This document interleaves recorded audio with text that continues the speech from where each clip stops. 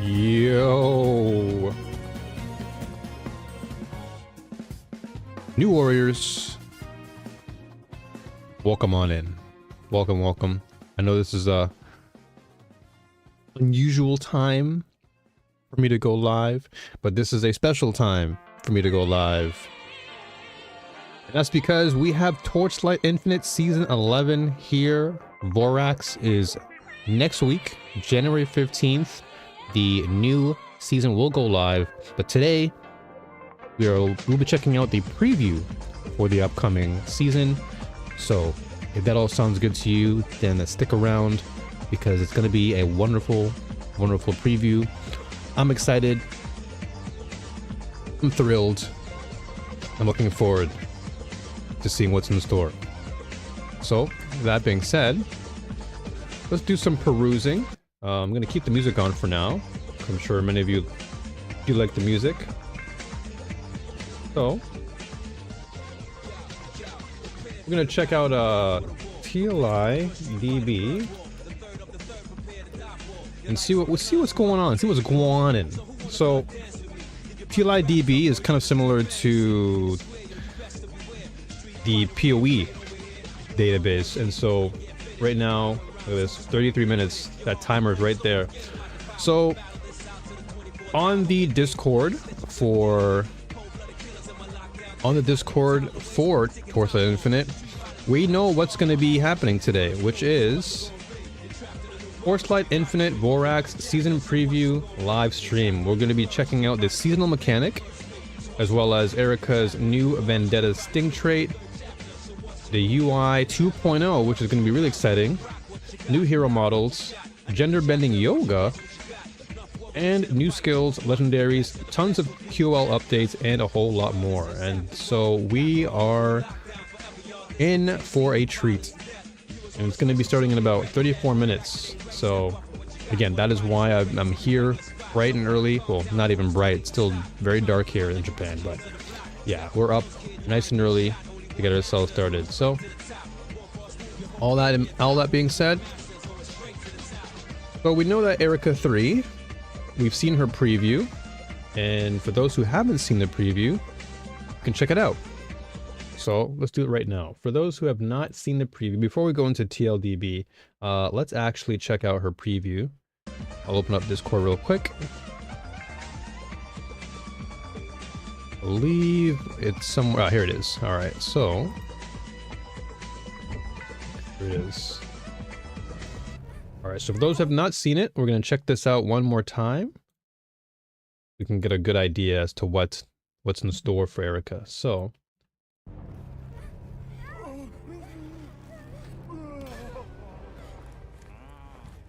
the good old Rat King. Rat, ooh. Like this whole scene gave me like Assassin's Creed vibes. Ooh. Got the daggers. Ooh, yeah.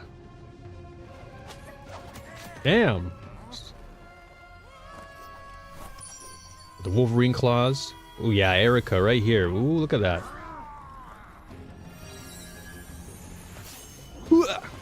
Ooh, she went into that Okutono Ken mode.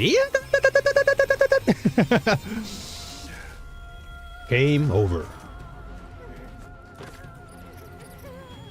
Nowhere to run, buddy.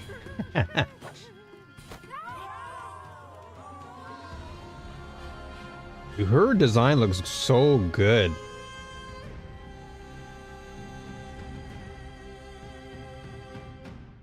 Well, here we are. There it is, boys and girls. So that is the preview for Erika 3, and we are excited. Well, I'm excited, and hopefully you all are too, because that's a cool thing right there. Hold on, we gotta put on some Living in the City right now. This is the banger of a song.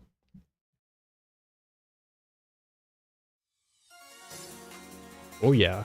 Alright, so now that we have a good idea as to what to expect from Erika, we know that Erika is typically a very melee-centered character. I'm more of a Selena main, so we'll have to see how things pan out. But as far as heroes, we have Erika. So Erika is, of course... So yeah, so we already have Cat Eye right here. So they've already updated the database. So we have Vendetta Sting. Interesting. Feline Fury. Okay. So replace the skill in the third slot with Vendetta. Gains Incisive after casting Vendetta. Okay.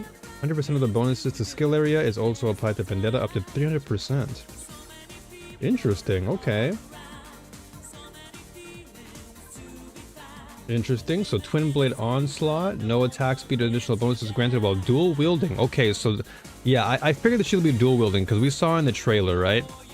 We saw that she's gonna be, we saw that she had 2 daggers in hand, so that already gives us the assumption that she'll be dual wielding. Instead, we're getting additional additive damage, attack damage. No attack block chance bonus is granted while dual wielding. Okay. Instead converts 50% of life regained and shield regained to restoration over time. Okay. Well, these are all just speculative right now as far as the database, but we can safely assume that what we're going to see is definitely something dual wielding. So I'm looking forward to that. And Leisurely Stroll, again, we'll look into this later and see, you know, if all things add up. Because this is all in the database. This is all speculative information, but we can again, we can go into this live stream with the assumption that we'll be seeing some hasten. We'll be seeing, of course, Vendetta, Incisive. So this is Incisive is plus 10 additional attack damage within 5 meters. Damage dealt increases the closer you are to the enemy, up to plus 20 additional attack damage at 2 meters. So this now gives us the assumption that we will be likely seeing a character that is very, very up close in your face, which again makes sense. It is Erika, and Erika is known for being very, very in your face. So that is obviously going to be something we are going to be seeing a lot more of, because regular Cat Eye or regular, you know, Windstalker, we can see here that she was all about her multi-strikes. And so Cat Vision is all about being in your face, just multi-striking you and just tearing enemies apart very, very quickly. And so Erika has always been well known and, you know, very, very popular in the community for being one of the best characters for just carrying players all the way to the end game due to her multi-strike capabilities, due to her agility, and just being able to erase everything in the blink of an eye. So now that we have some information, a little sprinkle, a little tidbit of information, now we know. So this was for Windstalker. Then her Lightning Shadow version, this was this was like her variant, her Erika 2. And this was more on lightning damage, but the similarity is that, you know, she was still all about moving fast. The only difference is that now you're moving fast with electric damage or lightning damage. But I think the one that we're getting today, or at least a preview, we're going to be seeing, yes, it transformed into an assassin. Erika darts swiftly through enemy lines, unleashing a flurry of swift and deadly melee strikes. Now that kind of sounds to me like Flicker Strike, because Flicker Strike is all about being really in the opponent's face and completely unleashing a flurry of strikes very, very quick, like quick succession. Pew, pew, pew, pew. And we saw that in the trailer too, right? When she was like darting through every single enemy in quick succession. That definitely feels like a Flicker Strike type of ability, or at least from my understanding, it seems very much in alignment with that type of playstyle, where you want to just be zooming and darting through enemies and just clicking heads left and right. So what does that mean for the rest of the...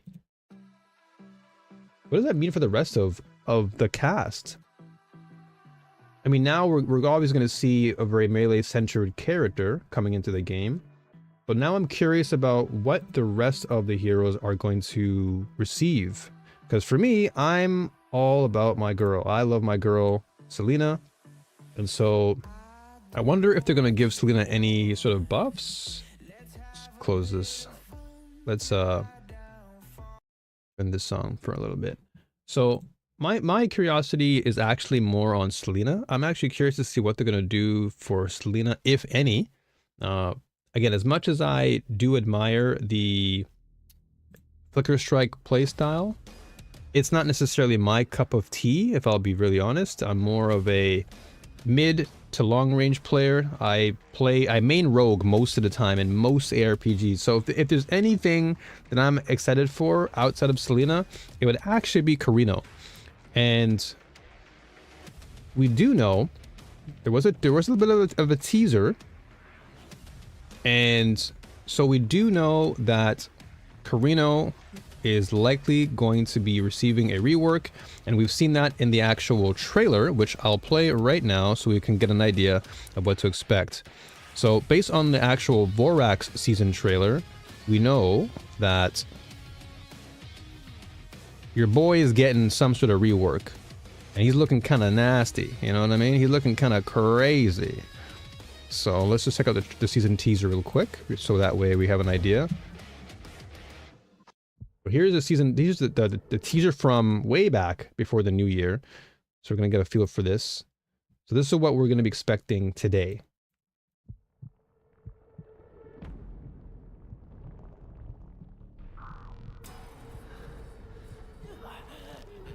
Just a fair warning for those who are sensitive to any type of excessive violence.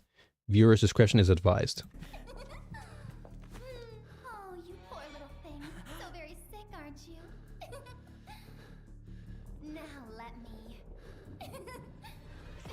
Oi! Got him right in his gut. Gave him some blueberry juice. Oh, yeah, so she is taking him apart piece by piece.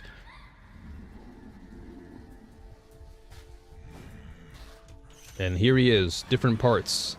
He's become a monster. But their man in charge right here. Carino, baby! Ooh, that rework looks crisp. Ooh. And there he is. So we definitely are going to be getting... So I don't know who this is. This could be a pet, perhaps? Or maybe this could be the gender bending yoga? Who knows?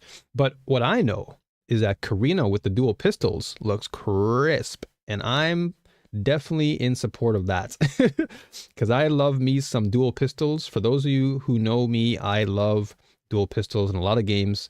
I've been asking, even last Epoch, I've been like begging, please put dual pistols in the game, because that's how much I love the actual playstyle. So aside from bows and that rogue playstyle, I am all for the the playstyle of dual pistols. That's always been me. So going back to the actual TLDB, I don't know what I would want for Selena here. I'm trying to think of what potential buffs I would want. I feel like when it comes to Selena,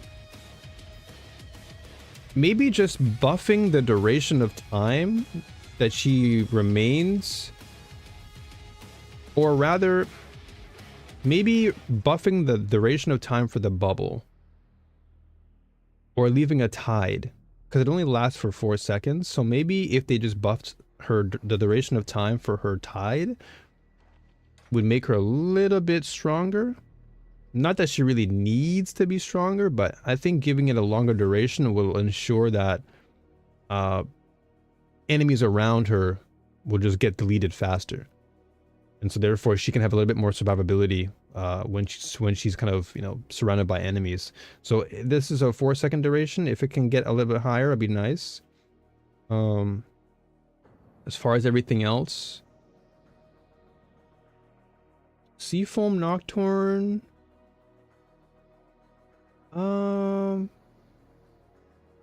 Yeah, maybe like just some slight number adjustments. Like Seafoam Nocturne, I think would be nice if it got a little bit of a buff to some numbers, but nothing crazy. I don't think they would need to go crazy in terms of her overall uh like they don't need to go like super crazy, but just a slight number adjustment would be nice to make her a little bit more stronger. But other than that, I think she'll be okay. But since we're talking about Carino, Carino has been notoriously quite weak, and that's just because his abilities did not really get as much love and attention. So now with that rework that we just saw in the trailer, my assumption is that we're going to be seeing some buffs for Carino. Now, where those buffs will be, I imagine we'll probably see some rework in his ammo expert. Maybe we'll see a buff to get some additional ammo, special ammo. Because this is giving us +2. Maybe we'll get a +3. Again, this will likely be number adjustments, I'm assuming. Because the way that he played, at least Carino 1, he felt a little bit clunky. So maybe they're going to try and smoothen things out, make sure that his playstyle of the dual pistols is a little bit more fine-tuned.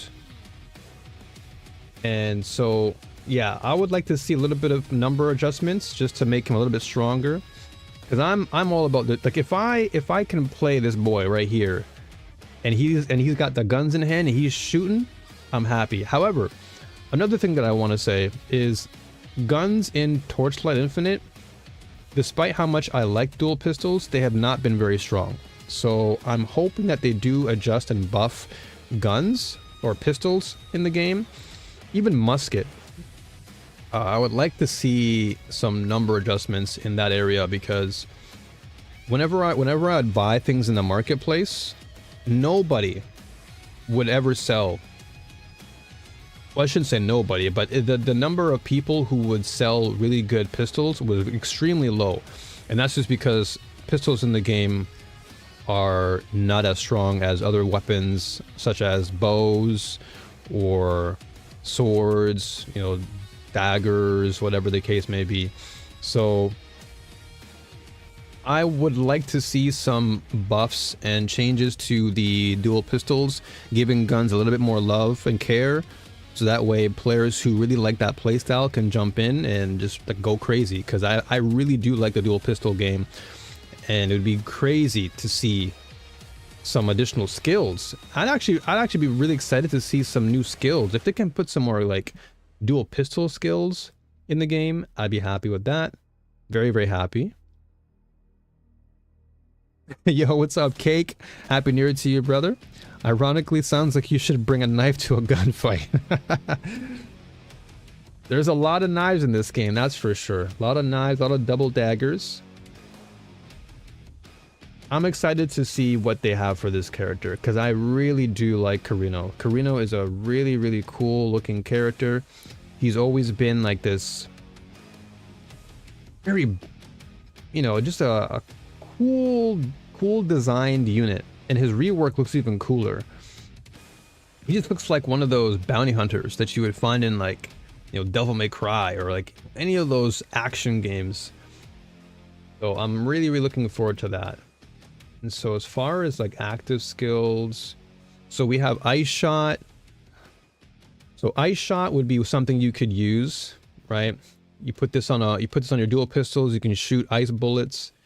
What else do you have? Chromatic Shot, so you have like more dark energy. Then you have, so this is what I'm going to be going with. So if things don't go as well for Carino, I'm going to most likely stick with my Thundercloud build with my Selena, because Thundercloud is crazy. I love Thundercloud. It's one of my favorite abilities in the game. But I would like to see, you know, some additional shots, because we have Ice Shot, we have Chromatic Shot, we have Shadow Shot, which I haven't actually used much of. But that's more of like a damage over time bullet, which is pretty cool. And what else do we have? Chain Lightning would actually be kind of cool, but that's more of a spell. But ooh, I wonder if they'll actually, wait, do they have, okay, so you have Split Shot. Oh yeah, so lightning shot, here we go. So yeah, lightning shot, I might go with lightning shot and go with a lightning bullet build if all goes well with Carino. Because this has been one of my favorite abilities as well. Lightning shot, thundercloud, those two have been like some of my favorite weapons or skills to use in the game. I also do like Icy Blade, that's been a really good one. Lightning Storm's been fun too. I used Frost Terror for a while. What else did I use? Thunderbolt Overload. Did I use this? No, I don't think I used this before. I did use Electrocute though. Electrocute I did use. So I'm guessing they're probably going to give us, well obviously they're going to give us some new skills to look forward to. So that I'm excited about. But I'm just curious to see if they're going to be buffing any of the current skills that we have in the game. Let's see, what else do we have? Thunder Spike. Aim Shot. So this is... Aim Shot. Oh, okay, yeah. The projectile penetrates 2 times. I don't think I've used Aim Shot before. This can be an interesting one. And if worse comes to worse, if guns don't get a huge buff, I'll just use bow. I'll just use bow and I'll just go Carino and I'll use bow with Thunderlight arrow. Or as I mentioned earlier, I'll probably just go with what's it called? Is it Lightning Storm? No. I think it was Electrifying Shot, wasn't it? Or Lightning Chain. Yeah, Lightning Shot. So I'll probably do Lightning Shot, or we can go with Thunderlight Arrow for chaining. Yeah, this can be something I use. And an Archery Bond. I don't think I've used this that often. And this is one of the newer. This came out recently, Crescent Slash. So I think this is going to be good on Erika 3. I'm assuming, because this is all about combo, and combo was something that they introduced last season, and they gave hints as to what to expect for this season. So whatever they released last season, combo wise, they're probably going to give us more combo oriented approaches. So I'm gonna make the assumption that Crescent Slash will be good with Erika 3. Again, I'm more of a stay away. I'm more of a play at distance and just zap you from a mile away. It's always been my play style.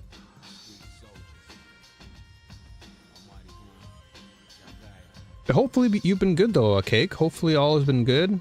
Hopefully you had a good holiday season and you're back on track and you're enjoying the fruits of your labor. Most notably your independence. Alright. So that all being said, we have about close to 10 minutes left.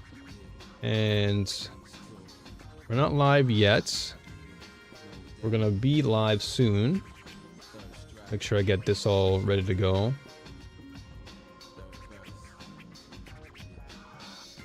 We're gonna make sure we have this all locked and loaded. And I think they're gonna be having drops as well, so most likely be ready for that.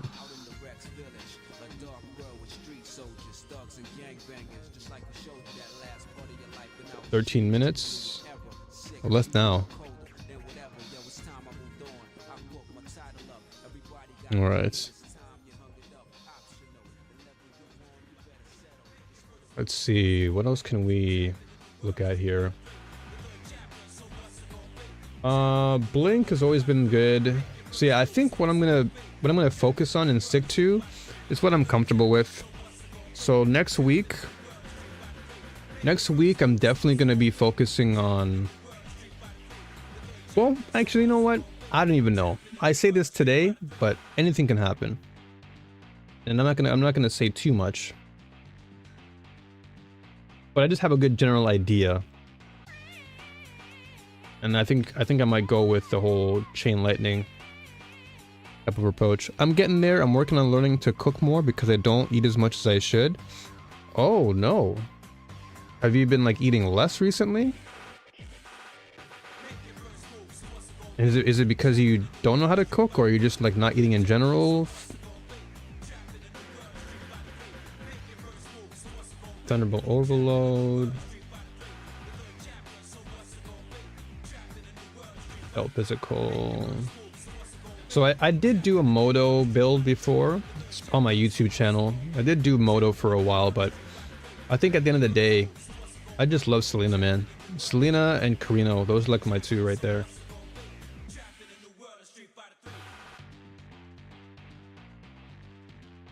Blank arrow.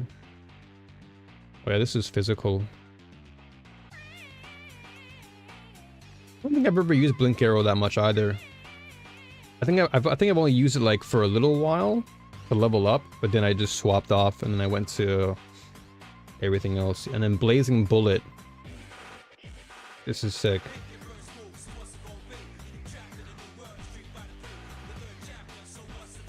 I wonder if they'll buff blazing bullet. I don't think I've seen many people use blazing bullet that much. But that'll be interesting to see. Then Haunting Abomination, I know people are going to be looking for this, because this might get a nerf. This has been something that has been highly used, like, predominantly. So, I would imagine that they're going to probably give this a bit of a touch-up, a little bit of a nerf. I'm going to assume that even Thea, like Thea 3 might get a nerf. Because Thea 3 has been far too popular for a very long time. So they're going to probably try to bring her down to, you know, align with everyone else. And then I'm going to assume that Erika 3 is going to come out of the gate pretty busted. as she should, because any new character for marketing purposes, I'd be very surprised if they did not give a new character any sort of buff. I didn't eat much at all for a while before the holidays. Got down to 135, which is not a healthy weight for me. I'm doing better now. Oh, wow. Wow, brother. So it sounds like things have just not been working in your favor in terms of the diet. Do you think it's stress? Do you think it's just you're not feeling the urge to eat? Maybe a variety of different reasons. I mean, I don't want to go into personal things. It could be more personal, but I'll tell you from my own experience. I know what it's like to be in that position where you don't have much to eat and stuff. So I just wish you the best, brother. I know that times can be hard nowadays, but I wish you nothing but the best, and you've got my support. 100%. And I'm just glad you're doing better, at least. That's the most important thing, you're doing better. Rain of Arrows. I've never used this either. I don't think I'll be using Rain of Arrows. I'm not really a rain down on my opponent type of guy. I'm more of a you gotta stay away, and I just zap you from a mile away. Maybe I could try Burning Shot. This is an arrow. Yeah, maybe I could try something different, because I usually go with lightning because I love lightning a lot. But maybe I can try something with fire. We'll see if they buff any fire related skills. But I want to see what new skills they drop, especially because I know for a fact that they're going to be showing off a reworked version of Carino. So that for sure is going to give me a little bit more to look forward to. Like, I know Serpent Beam was really popular, but everything else, I don't think I really heard much people talk about, you know, like Flame Core or Blazing Bullet, for example. I'm curious to see what they do with that. But yeah, I'm all about lightning, dude. I'm all lightning here.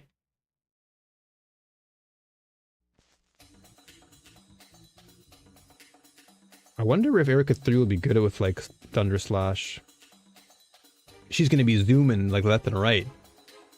I imagine if she has Thunder Slash on her, oh, that would be crazy. And she can do multi-striking too. Ooh, this is gonna be sick. All this skill's physical damage will be converted to lightning. Oh yeah, this limited to swords, axes, and hammers. So I wonder, she could probably go like double sword.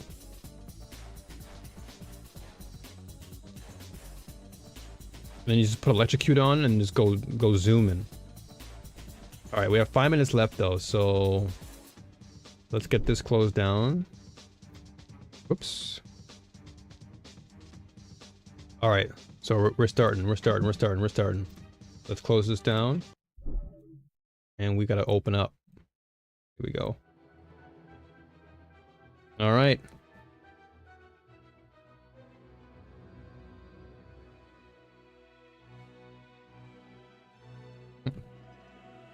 It's time. It's time.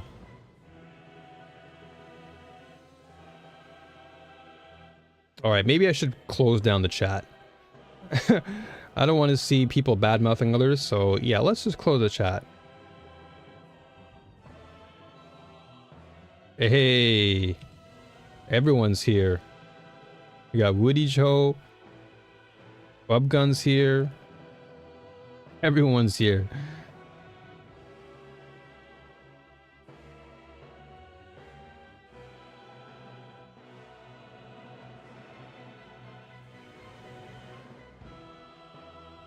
Three minutes. And we get to see what's going on. We got Etchy in here too. Oh dude, Etchy's here? Let's go. Hey. I know Etchy. He's in Chobra's community.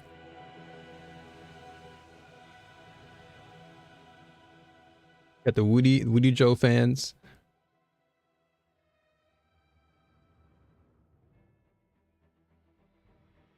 All right, 3 minutes, boys and girls. The hype is here.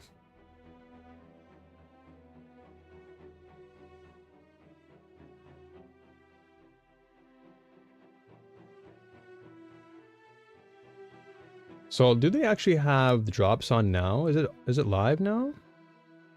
Let's just reset to see. Because if there are drops, I'll have to... Yeah, there are drops. All right. So that means, folks, there are drops. Make sure to refresh the stream. If you're on YouTube, I don't know if there are going to be drops there, but if you're here on Twitch and you're looking to get some drops, refresh the chat. And that way you can get access to your drops. So as a matter of fact, I'm going to change my title so that way I can get people to know that there are drops here. Because now they're live. Boom, bada boom. Let me refresh my... Actually, you know what? No, we're good. Alright. Alright. Less than 2 minutes. And we're gonna get I get a chance to see what's going on.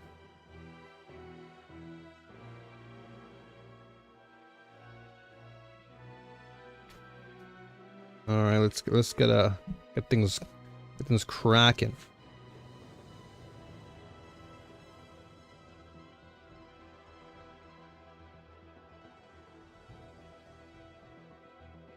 Minute 30. Man, it's been a long time coming. I've been waiting for a very, very long time.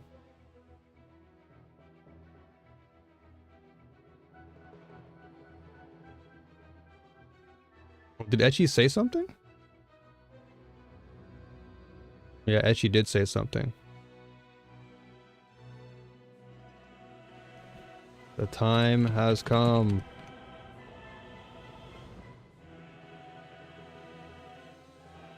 There's Dawn. All the creators are in here.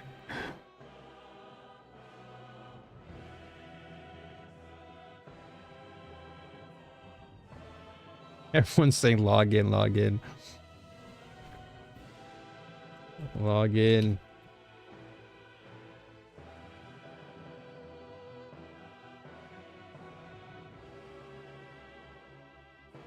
All right, 30 seconds.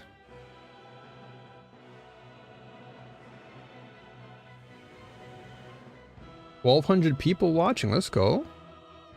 Good numbers, good numbers.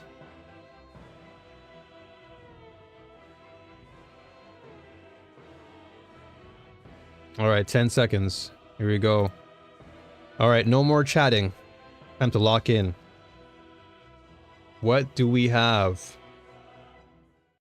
Welcome back, everyone. There is Andre. Torchlight Infinite Vorax season preview. Hey, I'm Andre, your community manager. the bro, This the is boss. shaping up to be one of the most extensive previews we've ever done. We're rolling out a new seasonal mechanic, a new hero, a brand new crafting system. Wow. Reworked hero Whoa, traits, whoa. many overhauled damage systems. So much. Reworked legendaries, major updates to defensive options, a Mapping, major UI bosses. overhaul, and tons more. Holy. Today, there's gonna be a lot to cover. Let's get to it. Okay, so this is the live trailer. The video's a bit quiet. Okay, let me, I'll put it to 100.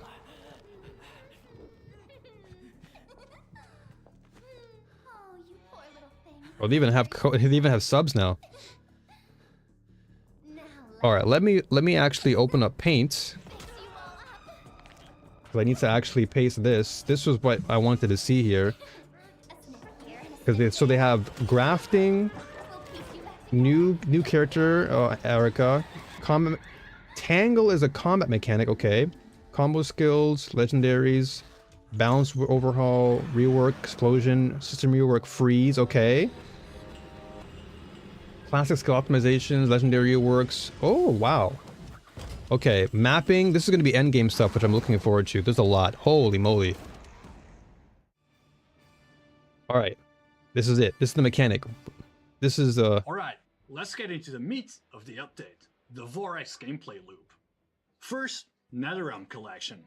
As you clear Netherrealm stages, you'll fight monsters infected with Vorax syndrome. Defeating them grants Vorax substance, the currency for this season's mechanic. Vorax substance. Phase 2 is surgical preparation. Spend substance to open the preparation interface, where 6 incubation tanks represent different monster families. Your goal here is to juice these tanks to manipulate their stats. Oh, what? Quantity, rarity, and most importantly, activity. What? You can use various surgical instruments and potions to modify these mobs. You can fuse them, mutate them, or cull the weak to buff the strong. It all comes down to one stat, ultimate activity. Okay, this is sick. The higher the total activity across your tanks, the better the loot drops are when you fight the corresponding monsters. Oh, Different wow. monsters have different mechanics you can exploit. For example, the Agito rely on awaken mechanics. By using items related to neural functions, you can scale their difficulty and rewards based on intelligence stats. The Pests specialize in reproduction, otherwise known as pack density. If you want a screen filled with hundreds of mobs for massive kill count bonuses, focus on the Pests. To really push the limits, look out for incubation elixirs. These are race-specific power-ups. For example, the Hollow Cocoon for the Pest race triggers a chain reaction, granting a sequence of potions that grow stronger. Why am I each seeing round, times 3 at the eventually side? spike ultimate activity. Every race, from Agitos to Bone Sentries, has its own unique god roll sequence to chase. The third phase is the surgery. You've prepped your tanks, now it's time to fight your creations. Oh, wow. This is a combat encounter where you enter an arena and face off against the custom monstrosities you just built. Oh, that's sick. As you defeat them, you fill antidote vials that determine your reward tiers. The more you Oh, fill the vial, the better the payout. that Elementium looks crazy. Quick warning, keep an ear out for this sound. That signals a scavenger. He's a rare invader. He's fast, tanky. Oh, I see and Gemma hits 1 hard. rework. He can That's Gemma interrupt 1 your right run, there. That's Gemma but 1 if you rework. take him down, he drops high value loot. Do not let him escape. For the players who want to push their builds to the limit, we're adding scalpels. Scalpels. These are Ooh, UI enhancers that changes. don't take up your standard compass slots. For UI example, changes. the Titanium Looks good. Alloy Scalpel. It cranks up the difficulty by attracting more scavengers and elites. But it drives the reward scaling through the roof. Ooh, those item drops. Okay, that looks really cool. Alright, let's talk about Okay, the new that looks grafting sick. system. We call it grafting. It's the most flexible crafting system we've ever added. It lets you combine stats that usually can't exist on the same item. What? During the Vorax mechanic, you'll find Vorax limbs. These are your crafting bases. They come with unique implicit stats that are totally different from normal gear drops. Once you have a base, you use items like organs to add affixes. Oh my gosh, is this like last Now, epoch? here's the first big change. Vorax gear ignores attribute pools. For example, you can roll energy shield on dexterity gear. On What? top of that, certain Vorax gear slots share the same affix pool when adding ultimate affixes. That sounds like last Giving you far epoch in a more way. freedom to mix and match stats 'Cause you that can mix usually and match don't go stats. together. Yeah. Wanna be unkillable? We've grafted armor, evasion, and energy shield all onto a single chest armor. What? That's Pair busted. that with dual kismet, headless, and chest defense scaling, and you're not wearing armor anymore. You're a walking fortress. What? But the real star That's of this amazing. season, legendary grafting. You can now take a piece of legendary gear, break it down, and extract its unique power. We call this Ooh. the core organ. Then you can graft that legendary power onto your Vorax rare gear. There are basically two rules. One, you can have up to 2 legendary mods on a single piece of gear. 2, there are no slot restrictions. No slot restrictions. Now, let me What? give you some examples of Okay, how that this sounds changes crazy. build making. Let's take a life consume build. Crimson King is essential for damage, but everyone wants that massive max life bonus usually found on Martyr staff. Now, normally, you have to choose between damage and survivability. Hmm. But now with grafting, we can rip out that max life mod straight out of the armor and put it right into your weapon. Dude, that sounds a lot like Now, last you epoch's merge the crafting lethality system. of Crimson King with the tankiness of Martyr It sounds staff like in a single build. legendary potential in a way. Keep the damage, gain the life, and solve the tankiness problem. Or it seems like Now let's look at a whirlwind the Sanctum. It You can usually like makes you slam move different slowly. perks onto your Usually, weapon. That's you in have last to epoch. sacrifice damage to fix that. But with grafting, you can take the mobility charge from the Elegy of Immortality and put it on your helmet. What? Now, That's your movement literally skills refresh sounds like constantly while you speed. taking an exalt With hotbar and then space, buffing your legendary. trigger Bull's Rage from Frozen Flame or Frost Shield from Burning Eyes on belts or boots. Easily autocasting buffs with no ring tags. And attack builds get really crazy because they are no longer locked onto one pair of Look at that legendary Carino builds. bit. Look at that Carino. It looks so Play a build sick. That runs Death's Touch, Ghost Slaughter, and Stray Birds Return. Well, now you can. Once you have your gear crafted, there is one final step for the brave. You can take your Vorax gear to the blacksmith for Vorax corrosion. Ooh. This is a big gamble. If you hit the right outcome, you can upgrade your affixes. Legendary mods can hit tier 0, and normal grafted mods can even go higher, hitting Ooh. tier 0 plus. Tier 0 plus. What? Okay, this is crazy. They've introduced some really insane mechanics, and that right there is impressive. That just takes build crafting to the next level. I think they took inspiration from last epoch though, because now that I've played last epoch, and their crafting system is arguably the best in the entire ARPG genre. I'm gonna say it now. Last epoch, their crafting system is incredible, and it seems like TLI is taking a note from that book. Man, this is great. I'm really impressed. That new crafting system with the Vorax mechanic is crazy, because you're essentially just taking really strong, stats from one armor piece, and you're putting it onto another piece to make that one piece super strong. That's like the gist of it. You're taking specific attributes that you like from one piece of armor or equipment, and you're just using the Vorax mechanic to place that skill onto your favorite armor. So you're like combining two into one. Cat-Eye Erika is getting a brand new hero trait, Vendetta Sting. This is a darker version of Erika who was captured and held as a showpiece. Ooh, by Wolverine Imperial claws. rebels. Now, she's escaped, Damn! claimed her claws, and is out for revenge. That is some flicker striking. This trait is built entirely around two things, proximity and speed. Yeah, she is flicker striking This all is a day. high risk, high reward mechanic. The closer you are to your enemy, the more damage you deal. Damn! To help you stay in close range, she has some of the best mobility in-game. Of course she does. But here's the cool part. You don't just use mobility to move, you use it to kill. As you unlock her traits, her movement skills will automatically trigger your main attack skills. Holy That means moly. you don't need to stop moving to swing your weapon. He just keeps moving. Just dash through the pack, and the attacks happen automatically. Wow. It creates this incredibly fast, fluid playstyle. Oh, I love this UI. This UI looks so cool. Without ever standing still. Now, we realized during testing that this playstyle is kind of, intense.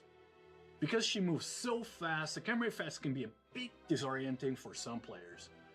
So we added a new quality of life feature specifically for this trait. Well, that's You good. can go into your battle settings and toggle the camera slow motion effect. If the high-speed visuals are making you dizzy, just turn that on and you have a stable, clear view of the action while you tear through the map.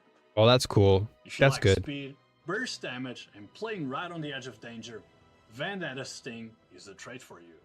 Now, if melee isn't really your style, spellcasters are getting a brand new mechanic called Tangle. Ooh, here we go. Usually, playing a spellcaster means spamming a button or relying on spell burst.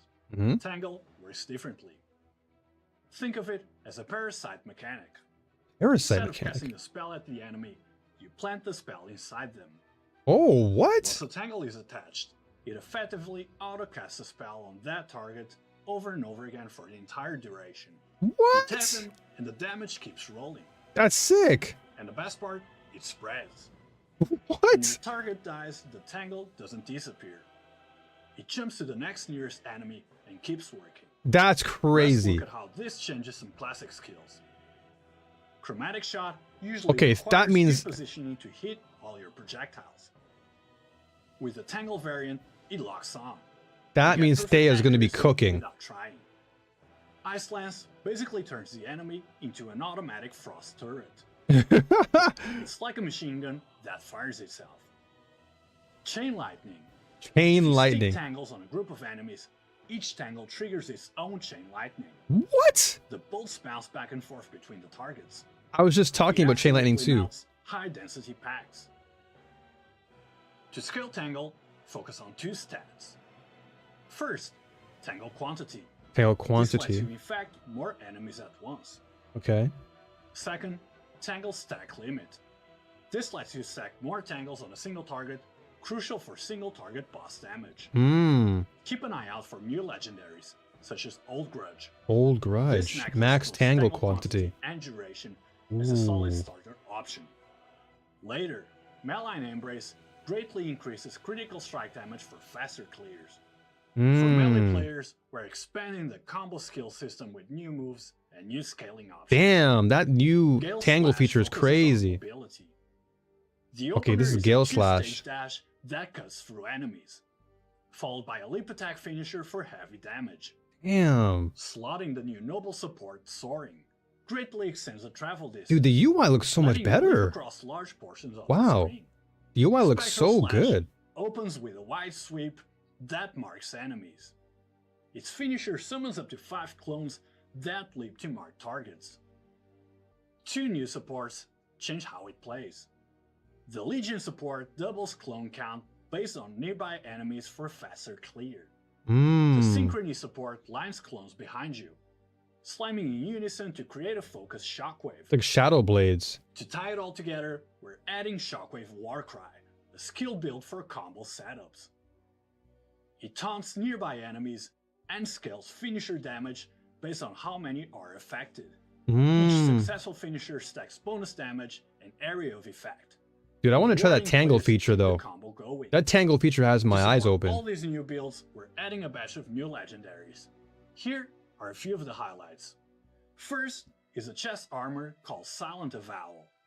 This is one for the block-based tanks. Its main gimmick is that it reverses your block chance and block ratio. It forces you to balance your stats carefully. Mmm. When attack and spell block chance are the same, it will provide a high block ratio. If they are unequal, the higher value gets the lucky property, meaning the game rolls twice and gives you the better result. Interesting. On top of that, So it's all about min-maxing for scales this your chess damage piece. and reduces incoming damage over time based on how high your block stats are. If you want to build a beefy blocker, then this is your chest armor. Next, we have another chess piece called Futile Trade-Off. Ooh. This is designed for the min-maxers who Min-maxers. want to stack a single main stat to the Wow, min. so much dexterity. It gives you a huge bonus to one main stat, but lowers your other main stats in exchange. I mean, this is fine if you're looking It to go also like has a full-on unique dex. defensive layer. If your total main stats stay below the threshold, you get a flat reduction to incoming elemental damage. It's perfect for specialized builds that don't need to be well-rounded to work. Finally, Right. for the summoners, we have the Iron and Blue Minions. helmet. This unlocks multi-strike for your minions. Multi-strike for Gives them a minions? base What? multi-strike count and ramps up their damage. That's every gonna be hit crazy. with a Iris single 2 is gonna be eating. And if you land the right corrosion, it upgrades the item so that based on your minion's command or growth, attacks have a chance to bypass the ramp. Yeah, Iris is gonna be instantly eating with deal that. damage equal to the max multi-strike count. It turns your minions into burst damage machines. Yeah, that's insane. Wow. Okay, so Iris 2 gets buffed. Next, let's talk about balance. Spellcasting This gets buffed. season isn't just about new content. It's a massive overhaul of the underlying systems. We have revamped 2 hero mechanics, 3 damage systems, tweaked some legendaries, and updated a ton of defensive options. The headline feature this season is a full rework of the ailment system. Selena, that's my Previously, girl. Ailment builds were restrictive and unclear, so we This is rebuilt my them girl. from the ground up. First, base ailment damage now has a variable range, just like your hit damage. Wow, okay. This means stats like chance to inflict ailment are much more important now. You need to balance Ooh. 3 things: Chance, duration. and hit count. Look at my girl Selena. Change number 2. Ailment stacks have been standardized to improve clarity. Selena's and gonna be performance. crazy, baby. Wilt is now capped at 50 stacks. Trauma is fixed at 1 stack. Ignite now starts at 1 stack and can scale up to 4 through progression and items. To help you hit these caps, we've buffed specific legendaries. Take the helmet's Sun's Embrace. Okay, so they gives toned +1 down to your some of ignite that, and the adds stacking, extra to buff stacks. their equipment. This is now best in slot for breaking that fire damage ceiling. Then look at the glove's Chaos Abyss. When enemies are affected by less than 50 wilt stacks, it doubles your duration.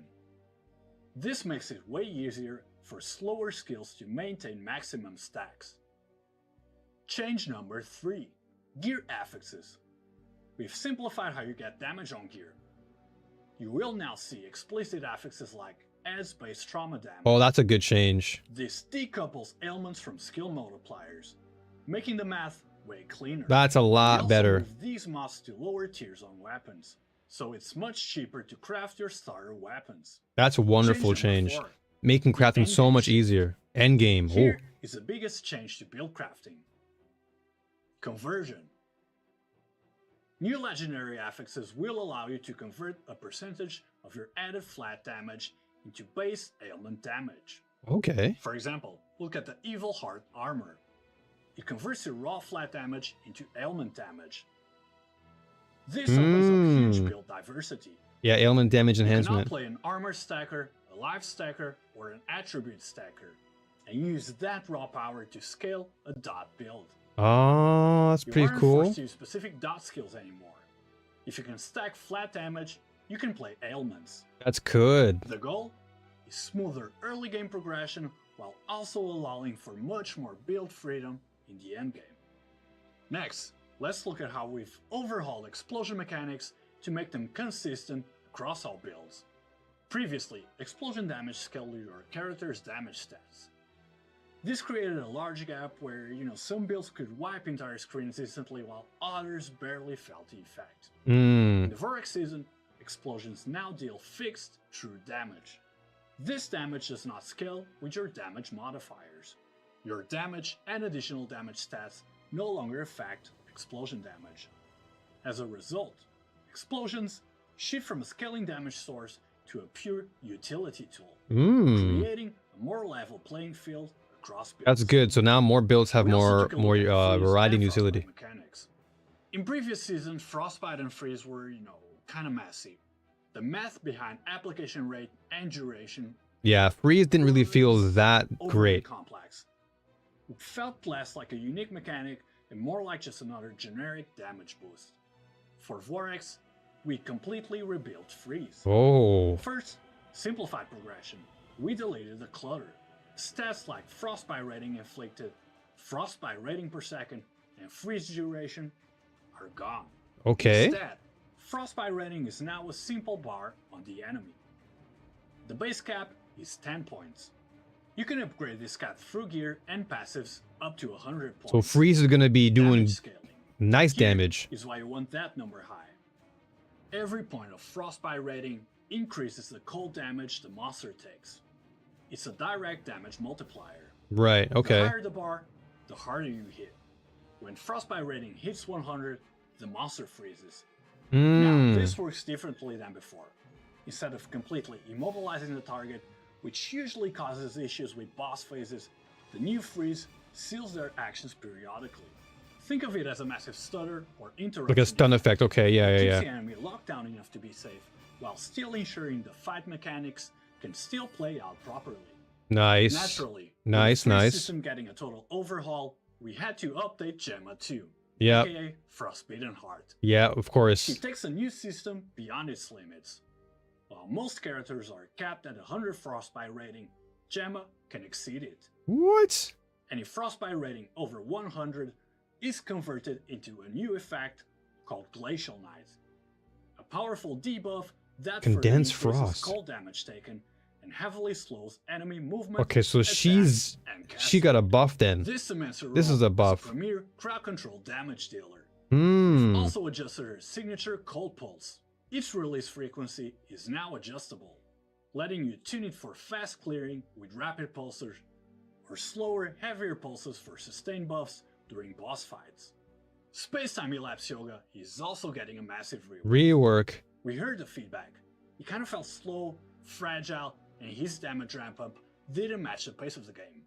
This update brings him up to speed. First, we improved the actual feel of his signature skill. Well, this is good because now he's more in line with Thea. Because it's like people would always just use Thea 3 over him. From 4 seconds down to 2 seconds. This makes the damage feel much snappier. Crucially, we expanded what Twisted Spacetime can record. It now records damage over time, ripping damage, and rip purification damage. This is a game changer for build variety. You aren't locked into hit-based builds anymore. You can run full dot or rip setups and still get the massive multipliers Yoga is famous for. Yoga. Finally, we reworked his level 60 trait to fix his survivability issues. When you deal damage over time, you now gain stacks of Torment. Each stack of Torment additionally increases damage over time dealt. While Twisted Spacetime is active, you gain additional damage reduction.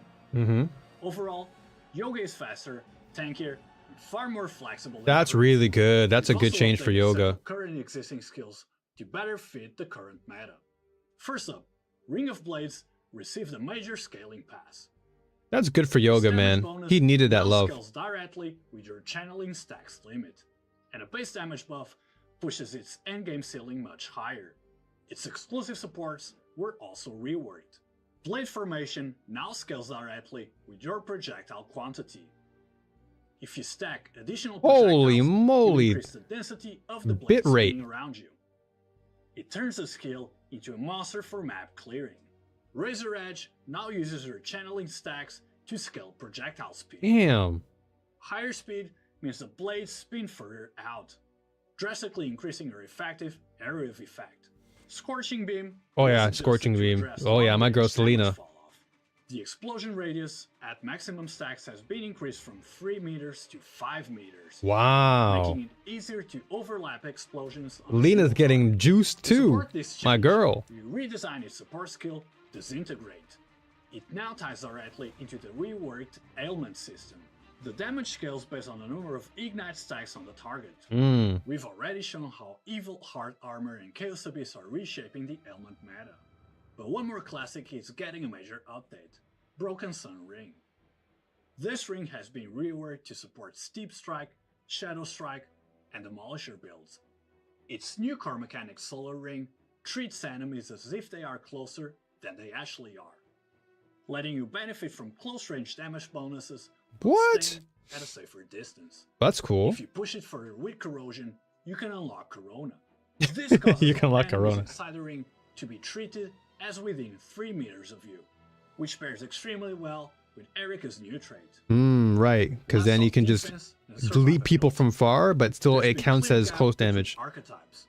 Attack builds that can stack armor and war cries feel extremely tanky, while magic builds often struggle to survive, especially in the endgame. This update is closing the gap.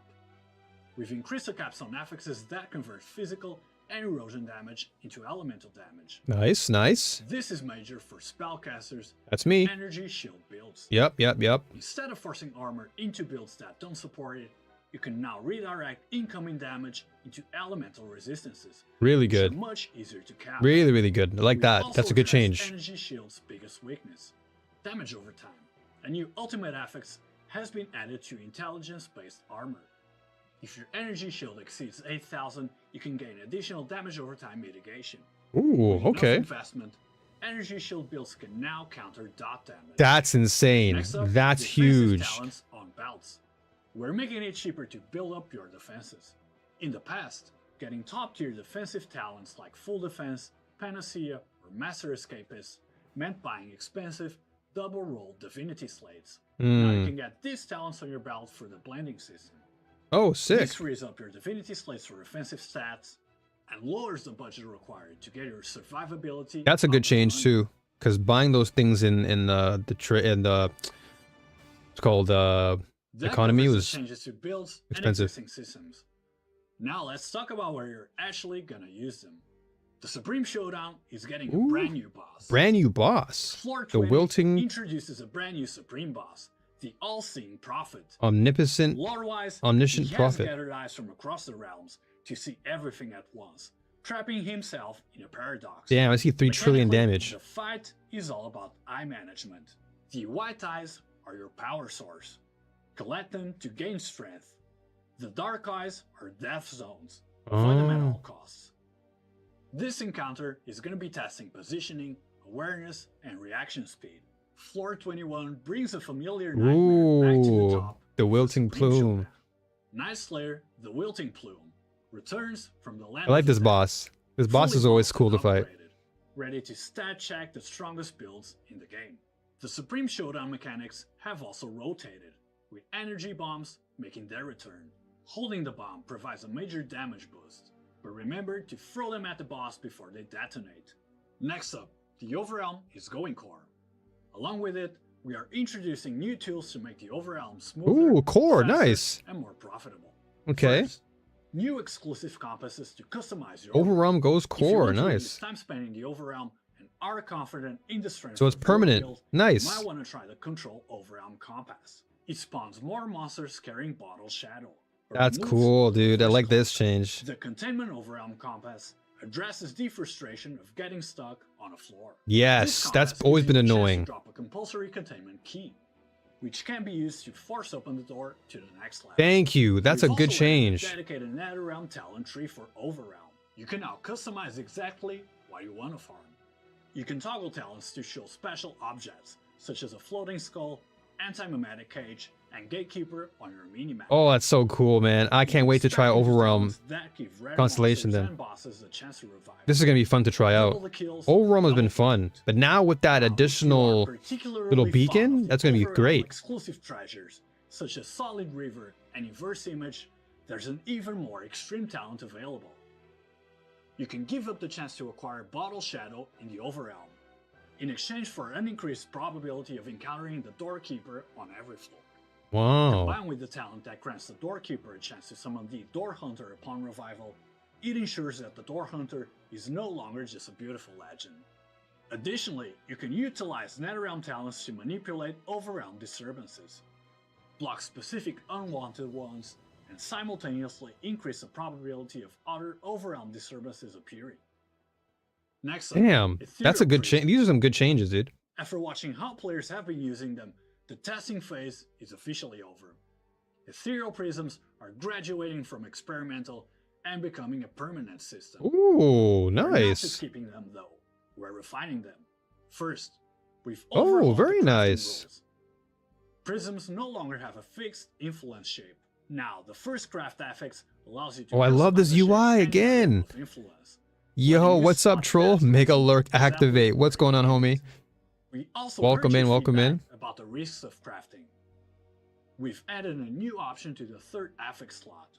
What? Do not replace original core talent. This is a huge quality of life change. Yeah. That lets you craft aggressively without worrying about accidentally overwriting the key talent that defines your build.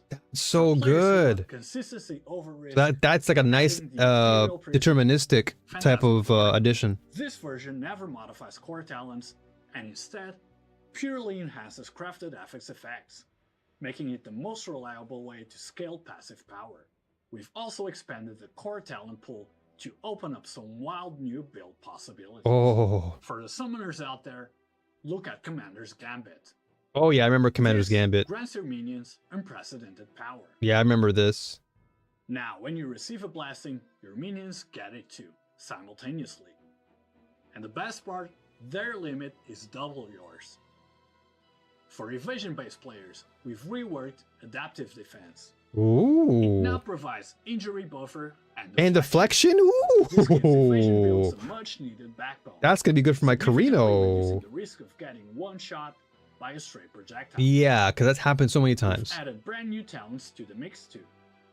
Fury Fantasy converts excess ailment chance over the cap into additional ailment damage, synergizing directly with the new ailment system. And for the melee lovers, Storm's command scales melee damage based on the number of unique Warcry effects active. Interesting, okay. Rewarding This is not really aggressive, my cup of tea. I'm not really a melee guy. But that Let's take a look evasion at one, the inverse images. inverse image is so good. Inverse images now roll with 1, 2, 3 temper affixes. Only Ooh. temper affixes have variable ranges, while all other stats are fixed, making perfect rolls rare and extremely valuable. To Mmm. support this, we've added a new recycling and reforging system that lets you break down low quality drops for a chance to reroll and upgrade them. Interesting. That's Also some cool. constantly tuning the endgame experience in the Netherrealm. End game. to Let's make the go. mapping sessions Ooh, smooth map. and The map fair. UI looks so good For the now. Vorax season, we've taken a hard look at resonance affixes that felt too punishing. We know there are certain map I like mods this that can just UI a break lot. run or unfairly A one-shot little bit of shit. a little bit of things here. They gotta change the For spacing though. The spacing example, needs to be a little bit worked on affix text that wise. grants enemies additional damage against players at low life or low mana. Previously, this ramped up enemy damage by a massive 58%, which was often a death sentence. We have slashed that value down to 30%. This is a major improvement for players running low life and low mana builds, lowering the survival threshold in high pressure encounters and giving players more room to react and outplay the content. Mmm. Now, let's address a major endgame pain point, the damage cap. The damage cap. We know the frustration. After weeks of min-maxing, you push deep space, stack compasses that boost monster health and rewards, and suddenly enemies feel like bullet sponges. Yeah. When monster HP scales up to ultra high values, you hit a wall. Yep. Yep. Game's Yep. damage cap restricts your output, forcing you into long, dragged-out fights. Yep. Yep. Yep. It interrupts the I flow felt and that in tier 8. quite frankly just doesn't feel good. In the Vorax season, we're making a major quality of life change. In certain content, monster HP will no longer scale to massive levels. Instead, that extra durability is being converted into damage mitigation. Effective Okay. toughness is going to be staying the same, but the actual HP is significantly reduced. This means builds that were previously hard capped can now deal more relative damage. That's good. That's For good. example, a monster with 50% damage mitigation effectively doubles the damage cap, letting high-end builds push much further. Tanky enemies like the Cube's Malice Judge, Arcana's Emperor, and security units in Outlaw will go down far faster. Oh, that's so good, because those guys are just like, they were just sponges in the end game. Content like the Cage of Original Sin will still feature massive Outlaw felt HP so boosts to hard. challenge your absolute DPS ceiling. But for everyday farming, the brick wall is gonna be gone. Thank goodness. Next, let's talk loot, specifically ultimate memories. We want every ultimate drop to feel like a win. In the Vorax season, ultimate memories are receiving a major buff across the board, and will now be guaranteed to roll at least one tier 1 fixed affix. Oh, that's raising good. the baseline and ensuring a high tier foundation from the start. If a drop still doesn't have great rolls, it won't be a complete dud because recycling returns have been increased tenfold. 20. Wow, that's a Scrapping huge the amount. Ultimate memory now yields 20 memory threads instead of 2. That's really, really Giving good. unwanted drops real economic value. Yeah, now you We've can also really streamlined build the affix around pool to make crafting smoother. getting more memories. Base affixes have been optimized to reduce clutter. For example, minion attack speed and minion cast speed have been merged. Oh, thank to a goodness, single because they were affix, always split before. removing dead stats, making Yeah. it easier for 'Cause all those summoners were- to find premium gear and increase versatility for everyone else. Yeah, thank goodness, because Talking that about was loot, like, we've made you had so many major dead improvements to memories. memories. Oh, from rest of memories? Drop Okay. tables have been reweighed so that This is good. high-value memories appear far more often. Expect to drop more valuable memories this season. Ooh, good, good, We're good. also expanding target farming options for some of the rarest items in the game. 2 new memories, Exile Destiny and Calamity's Devotion, can now be collected and exchanged for powerful rewards. Oh, I see an inverse there. Undetermined Fate and randomized Undetermined fate. Oh, wait. with cursed affixes. Oh, curse affixes. These What? changes give you more control over your grind and more ways to chase build-defining gear. Now, speaking of priceless rings, Okay, that's you know cool. the emotional roller coaster. You hear the drop, you get really excited, and then you look at it and it's the wrong base. In Vorax, we're fixing that. The God of Machines talent constellation has been updated with a new ring type filter talent. Ooh. If your build does not use certain ring types, you can disable them entirely, allowing you to target farm the exact That's base you need. crazy. That's a We've huge also added change. a nearby talent that increases the base drop rate of priceless gear. What? Together, these changes I might have to run this in the end game. It's a top tier option for high-end gear farming. Damn, machine talent might be Now, this the end approach is game. not limited to a end game single mechanic. system. Similar improvements have been applied across many classic game modes. Let's jump over to God of Might. We've completely reworked the Ember Drop system here. The talent constellation now lets you target farm specific Ember types based on their stage of progression. Early in the season, you can spec into nodes that prioritize precious and matchless Embers, speeding up early crafting and getting builds online faster. So Might's gonna have good Build value and too handle end the game. heat, you can respec to increase difficulty and focus on ultimate embers, with a significantly higher drop rate than before. If you're chasing the best crafting materials in the game, God of Might is now the go-to. That's what I'm destination. saying. Yeah, God of Might is gonna Now, be let's amazing. talk about the Destiny system. Destiny, huh? We heard the feedback. Since launch, popular Kismas have stayed extremely expensive, often locking build-defining options behind prices that most players can Yeah, the easily Flame reach. Elementium prices To for those address the things are supply crazy. issue, Vorax introduces a new direct compass drop source. Tarot. including tarot trials in the network. Yeah, baby. Now Tarot's have one of a my chance to favorite bombard endgame other mechanics. compasses directly. Ooh, More compasses in circulation means more Kismet farming and an increased supply overall. I love it. I love it. Goal is I've to always bring loved trade house Tarot. prices down and to make finishing your build Tarot far in more the end game was so fun, without man. requiring excessive currency. But we didn't stop at just the big seasonal mechanics. We note that general utility compasses often see wild price spikes or variations in the trade house, causing some serious supply and demand issues. Yes, please change the To smooth supply this and out, demand. We've added a new series of drop-oriented talents specifically for these compasses within the compass talent constellation. By speccing into these nodes, you can ensure a steady supply of these essentials. This should keep the market stable and ensure you always have the juice you need to run your maps efficiently. Thank goodness. We've also optimized the compass recycling system. Recycling a compass now grants tokens of varying rarities, which can be exchanged for new compasses. Oh, The okay. same system has been applied to the frozen canvas. We've seen a large market imbalance where meta Oh, so support canvas is skills gonna are get buffed? extremely expensive, while the off-meta ones are practically worthless.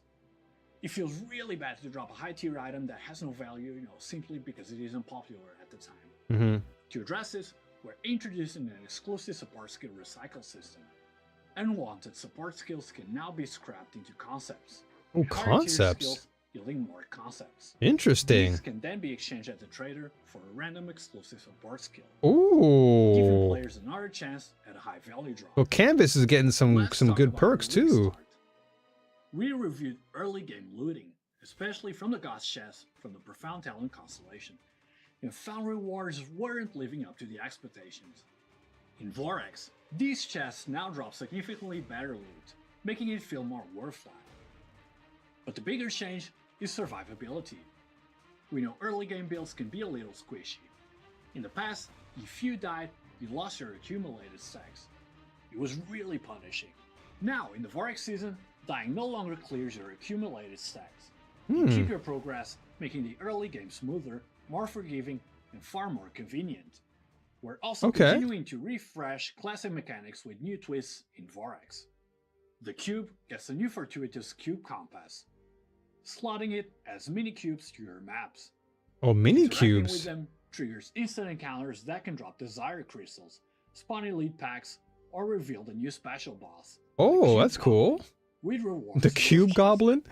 Dark Surge is also getting a meaningful update. New talents in the Dark Surge constellation allow rare Actually, I haven't used Dark Surge. But this is probably a good reason. Now they're changing it to make it better. Dark Surge alongside other systems, adding more flexibility when building your ideal looting strategy. Next up, Sandlord, okay. Random raid events were triggering too frequently, breaking the flow of yep. And the rewards often didn't really. Yeah, the rewards were doo-doo. The frequency of the raid events has been significantly reduced, while the rewards for each event have been greatly increased. Thank goodness. Yeah, this is a good change. This right here, this is a really good change because Sandlord was so lackluster. A new Netherrealm resonance, the Deep Space resonance, is now available. Deep Space You resonance. can toggle it on before entering a stage. This mode converts all modifiers into 9 high difficulty red mods. It's brutal, but the payoff matches the risk. Clear the stage and you'll earn a massive drop quantity bonus, making it one of the most rewarding farming options available. To support this playstyle, we've also updated the Netherrealm talent constellation. This is commodities, okay. Directly into nodes that enable targeted deep space resonance farming, keeping a steady supply of fuel as you push your build to its limits. To add more depth to deep space, we're introducing 4 new probes: Mechanical, Titan, Dull, and Bounty. Using these in deep space maps gives you a chance to spawn powerful enemies. Defeating these enemies doesn't just reward loot, it can unlock additional gameplay. For example, killing a Might Goblin can open a new God of Might trial directly inside your current map. Oh, sick. Effectively creating a map within a map. A map within a map. That's cool. Of original scene, giving pinnacle content another valuable reward to chase. That just about wraps up. That's super juicing maps then. Realm and Ethereal Prisms going core, major loot and endgame improvements, expanded classic mechanics, deeper deep space gameplay, and new recycling and exchange options. This season offers more and more. Dude, they really dropped crazy changes in this. Behind all the flashy updates, there's that critical infrastructure that keeps everything running. For Vorax, we've upgraded many core systems to remove friction from your grind. Quality of life. Here we go. This is what we're looking forward to here. What's the QOL here, guys? First, UI. UI, yep. Remember we noticed those it. Concept designs we showed you during TorchCon? They're finally here. This is the first phase. Yeah, this is so nice. Overhaul. We've given a fresh coat of paint to the systems. I like it. I like it. Single day. The main interface. Ooh, even the maps look good. The inventory, the Netherrealm, and the skill system. This looks great. I like the color scheme. Sharper, and more modern. Even the rework for Karina looks nice. We've even refined every gear icon, so when a legendary drops, it actually looks legendary. Ooh. Now we know UI changes can disrupt muscle memory, so layouts and interactions remain exactly where you expect them. They may look a little bit different, but nothing should feel unfamiliar. I can't wait for the UI And it's changes. not They look just so UI nice. getting a glow up. Let's go. We've revamped the Ooh, default my models man. for Karina, Ooh, my Gemma, man. and Rayhan. Oh, Rayhan. These legends Ooh. are the heart of Torchlight, and they deserve to look the part. Ooh, look at And him. it's not just the heroes. We've redesigned a massive number of monster models and overhauled combat Okay, effects. Rayhan looks so sick with the We rework. want the visual feedback to be spectacular. When you cast a spell or land a crit, we want you to feel the impact. The battlefield is going to look more chaotic, more beautiful, and more visceral than ever. Oh, I like the before. visual If you're changes playing on here. PC, there's a new setting you should definitely check out. What's that? Global lighting. Global lighting. Turn this on, and the game feels totally different. Skill effects, packed spirits, and even loot beams dynamically light the environment in real time. Oh, Giving that's combat what? a completely different feel. That looks so Now, cool. what you're seeing this season is just the very first. That step looks of the so graphics cool. overhaul, The global lighting which will change. likely need several seasons to be fully implemented. We decided instead of holding back for one single massive update, we would rather deliver improvements incrementally season by season. Okay. So, after launch, we're going to be listening very closely to your feedback. This right now is just a foundation, and we're going to keep building upon it until we deliver the best visual experience possible. Now, on the technical side, we've also been hard at work optimizing core gameplay systems, starting with collision. Hmm. We've read your feedback and we know how frustrating it feels when the engine works against you. Camera jitter and character shaking near map edges have largely been resolved. Good. We also fixed the sluggishness you might have noticed when using mobility skills close to walls. Yeah, leap slam was More definitely annoying. invisible geometry. Nice. Just move fluid movement, so you can focus on fighting monsters, not the terrain. Now we're not just That's a good refining change. physics and the game engine. That's We're actually a refining the good soul. quality of life. Heroes should feel like true companions, so we significantly expanded voice lines and added new dynamic triggers. Oh, voice lines. Okay. Leading the charge is Cat-Eye Erika and her new Vendetta Sting trait. Between maps, Dude, Erika 3 she looks may share nice. stories like the Bloody Odyssey Night, revealing how this legendary assassin made the nobles of Even the Midgard's lighting in the game looks stronghold. so crisp We're now. not fighting some villain. We are fighting an empire. But it's not just lore. The game now reacts to your actions. What? Complete key achievements and she'll respawn.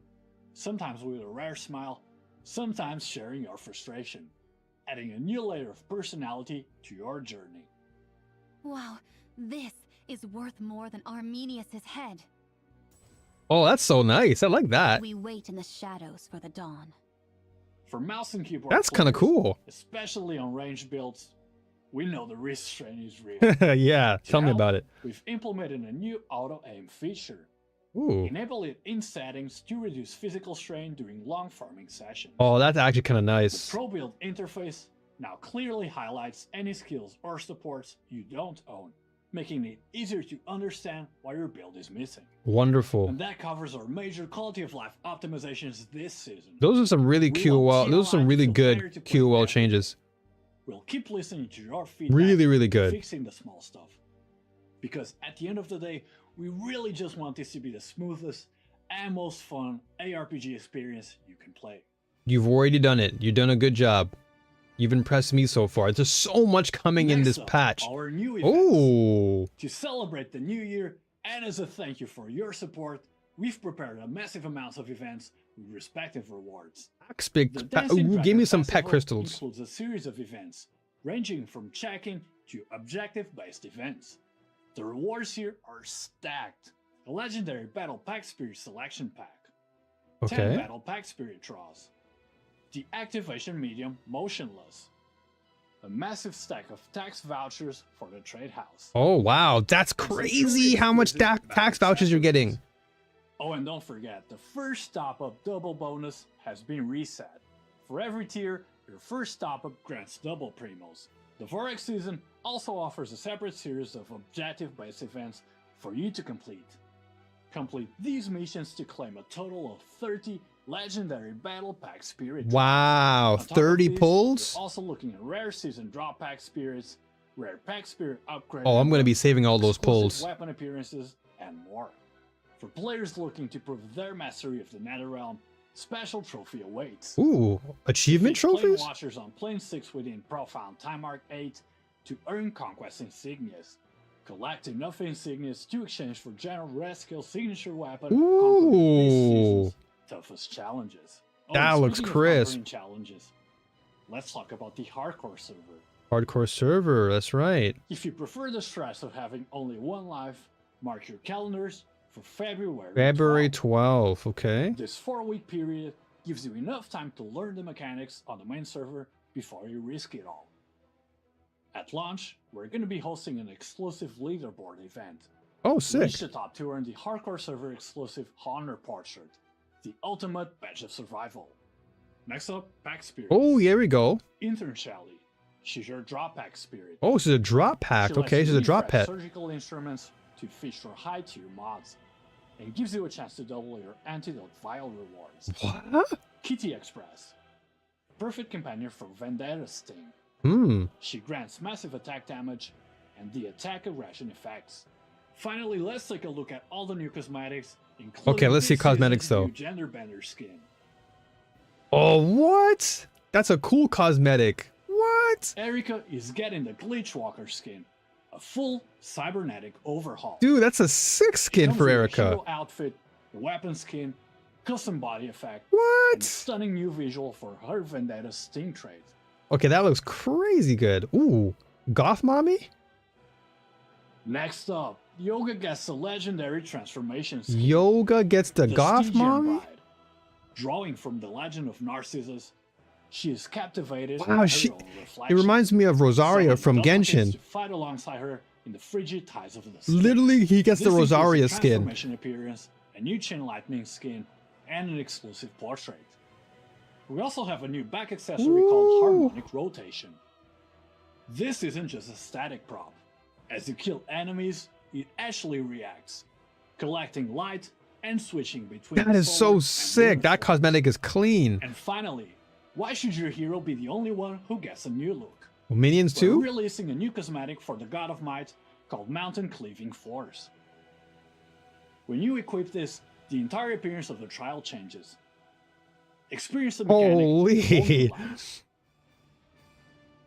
Whole entire floors is engulfed in flames. From the all-new Vorax mechanic, Erika's new trait. Okay, his volume is changed. crafting a They upped mountain of his mic. quality of life They upped his updates mic. And her brand new UI. This season is going to be absolutely packed. They definitely upped his Now, mic in this Vorax section is here. right around the corner, coming January 15th. Next week, The boys. team really pulled out all the stops for this one. We hope you'll enjoy it, and we can't wait to see you all on launch day. I can't wait That's myself. all for today, and we'll catch you all on the next one. Dude, these changes. Oh, here's a code, boys. SS11TL0116. I gotta write that down, damn it.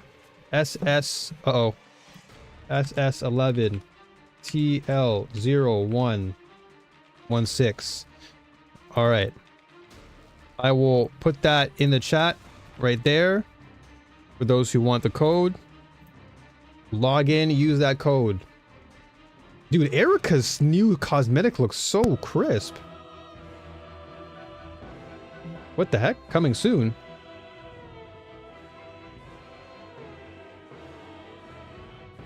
Oh, is it like a rerun now? Dude, that was really, really good. There's so many things that are coming into this game. Wow. Wow, wow, wow. Welcome back, everyone, to the Torchlight. Okay, so this is just a Vorax rerun. Season preview. I'm Andre, your community manager. Okay. This is shaping up to be one of the most extensive. So, yeah, this is just a reset. There's just a replay. Rolling out a new So, that looks really good. I'm really, really impressed. It is so, so good. Actually amazing changes. Very, very good changes. So, yeah, I'm logging in, boys. I'm logging in, and you should too. I'm getting my free free code right now. I'm logging in to get that code. Log in. Damn, those changes were really, really good. Like, actually really good changes. I'm super pumped for this now. Okay, let's just put on some music for the time being. Oh, did I close down my my playlist? Not for long. All right. Okay, let's log in here. Dude, TLI is looking so good for next week. I cannot wait. I got my girl Selena. Oh man, so they didn't mention anything. Well, I guess I'll look forward to the patch notes. The patch notes are going to be important. That's what I got to look forward to. Once the patch notes come in, that's going to be the most important thing. All right, so we got that. We got this login here. And this game just runs so smooth, dude. Now I can't wait for the new UI changes. Looking at the game now and seeing what's in the store. What do we get? Oh, nice. More crystals. Like looking at the game from the perspective of all the UI changes, like this is all going to be so different. The color scheme looks so much better in the upcoming. It looks so much better in the upcoming changes. Nice. Yeah, exactly, Cake. Yeah, exactly. They always should put, you know, throw in some additional things that they didn't show off in the trailer or the preview. So I'm gonna definitely do that. Look at that really quick. So let's see, how much did we get? 300. Woo! Give me that. Yoink. That's getting saved. All right. Still on cooldown. To be honest, it looks better even to me, and I don't play this game. Yeah, it looks so good. It looks so much better. Hold on, why did this always change? I want blink here. There you go. Every time I swap characters, it always changes my button layout. So yeah, all of this is getting changed, right? So this whole entire UI for the Netherrealm, all this blocky stuff is now going to be changed into like a more livable, more breathable type of visual. Because everything that we saw from Netherrealm on screen was like so much better. I think if I can maybe bring it up just for visual reference. Like, let me see if I can actually get the YouTube version. Oh, let's see. Oh, I got my drops. Yoink. Getting my drops ready, boys. All claimed. Claimed, all claimed. And you should do that too if you want to play this game. Get your drops in. So yeah, I want to go and check out the YouTube one, because the YouTube, I can go back to the VOD and like actually see the changes that were made and do a good comparison. Oh, where is it? Here we go. Welcome back, everyone. Okay, so let's take a look at the actual changes here.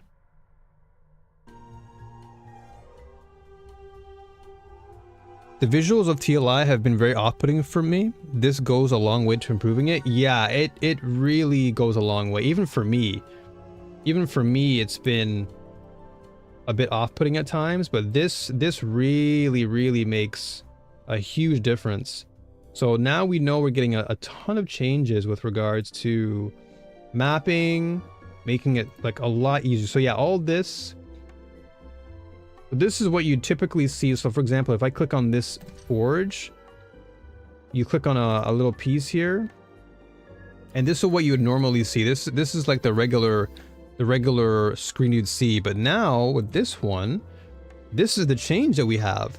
So now they've made the icons a bit smaller, and then they've made it so that this particular section is much larger. So if we go to next, yeah, this thing right here. So they've shrunk this down, and then they've made this. Well, actually, they've kept this the same, I guess, but they've made the text a little bit more, like less bold, I guess you can say, but it's more like easily readable. Yeah, exactly. Yeah, it looks easier to read. A little bit of typo here. The spacing between monster level is a bit different. Yeah, exactly. Yeah, less mobile game vibes. Exactly. It looks a little bit cleaner, or actually not a little bit, a lot cleaner. What I really wanted to see was where was it? It was toward the end. This is of course fantastic. This whole Machine Talent constellation for endgame is fantastic. But where was it? Where was it? Where do they show it? All these changes are phenomenal. There's so much happening for changes that like it's so hard for me to even like place one thing. This was actually a massive one. So Sandlord getting a change to all of these raids is huge to me, because after doing these raids, it was such a turnoff simply because every time you'd finish it, your rewards would just not be there. It'd be so lacking that it just didn't, you didn't feel any real motivation to continue doing Sandlord. Now with the changes, they're actually making it so that they get massive drops after the raid is done. You get a ton of drops compared to before. Like, let's look at the screen here. This is such a huge difference. Like, night and day difference. The drops you'd get in this new update are vast compared to what you'd get now, which is like almost like complete half. Not even half, like more than half. Like 3/4 you'd probably get. Like maybe the bottom portion of the screen is your reward. So the above section you don't even see because it wasn't even there. But now, so much better. So much better. Oh, here we go. So this is what I was looking at.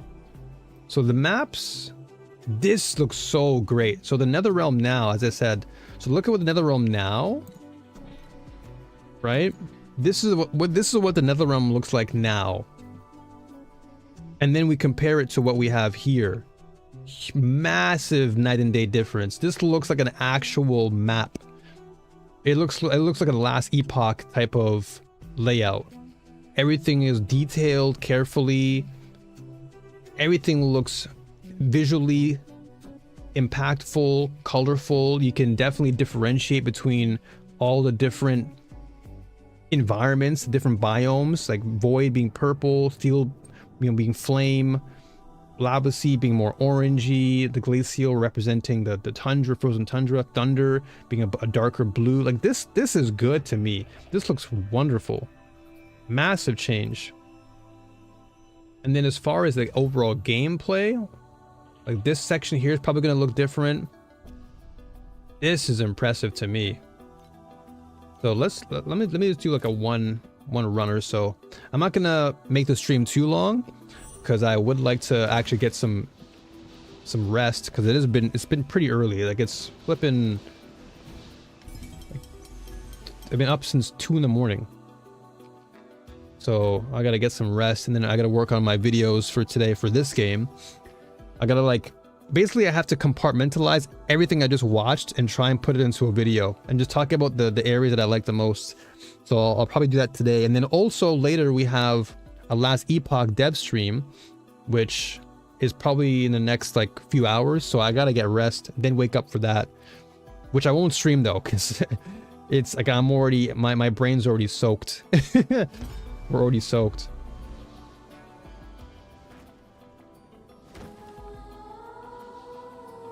Where are we headed? So this is likely going to be what I probably will run. See here. 2 gear bubbles. Okay. I might run with this build because Selena is my favorite character in the game. So I'll most likely run her, but depending on what I see on day 1, that could possibly change. So I'm not going to make any sort of official announcements, but I'm definitely leaning towards Selena because I just like using her. And the changes they've been making to all these channeling builds now, so much better.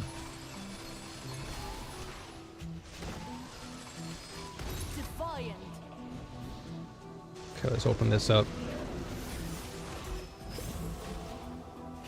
Wow, it's fast. Let's go inside. So this is going to get changed. This is going to be cool now because the Overrealm changed. Now you're going to be able to have specific beacons that you can use to make this a lot more interactive. Because basically what would happen is a lot of times if you just didn't perform well, it would kick you out. And the map sometimes can be really confusing to navigate, which meant that you just lose out on a lot of value for your maps. And so you would just get kicked out of the actual overrealm, and then boom, you just get nothing for it. So that change where they allow you to essentially, it's like a compulsory beacon where it allows you to actually go to the next stage without having to worry, which is great. That's a huge change. Massive change. Alright, so now we're on floor 2.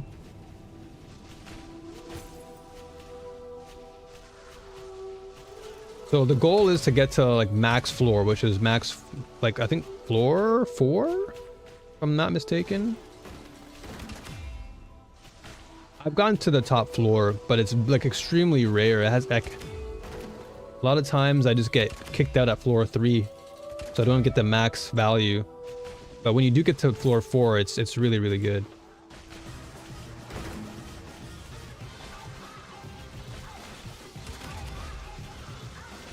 And I'm really looking forward to all that global lighting they mentioned. The global lighting sounds pretty cool. Oh. Did I lose out? I think I did. Okay, we're on floor 3. Let's go.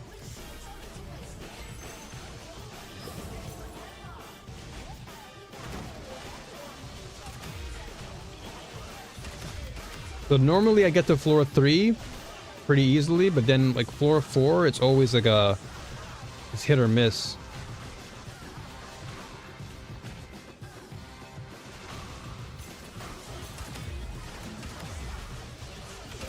I'm just zooming through these guys.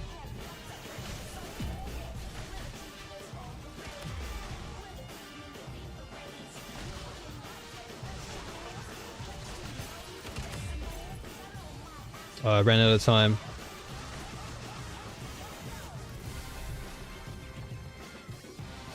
Oh, nice. Okay, so we made it to floor 4. Okay.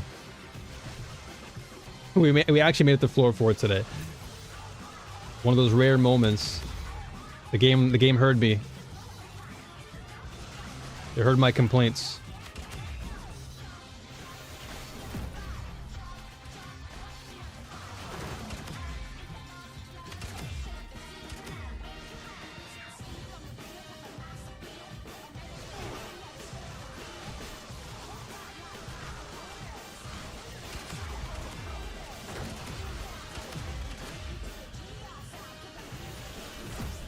No, where is it?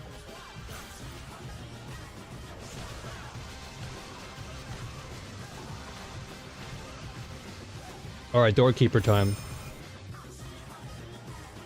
What? No. Well. We got another little drop here. Okay, I got a prism. Don't need that. I'll take some ember though. Alright, that wasn't too bad. And these are the raids I'm talking about. These little raids, these things would like not always drop the best things. But now we're actually going to get value for doing Sandlord in maps, which is wonderful. Like a huge change now. And man, what a night and day difference. Like the game looks decent now, but with all the UI stuff and like the visual upgrades, actually gonna look super good.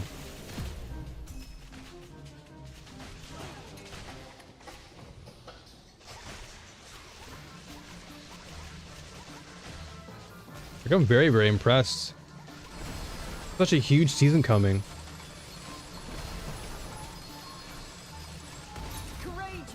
Courageous. What do we get here?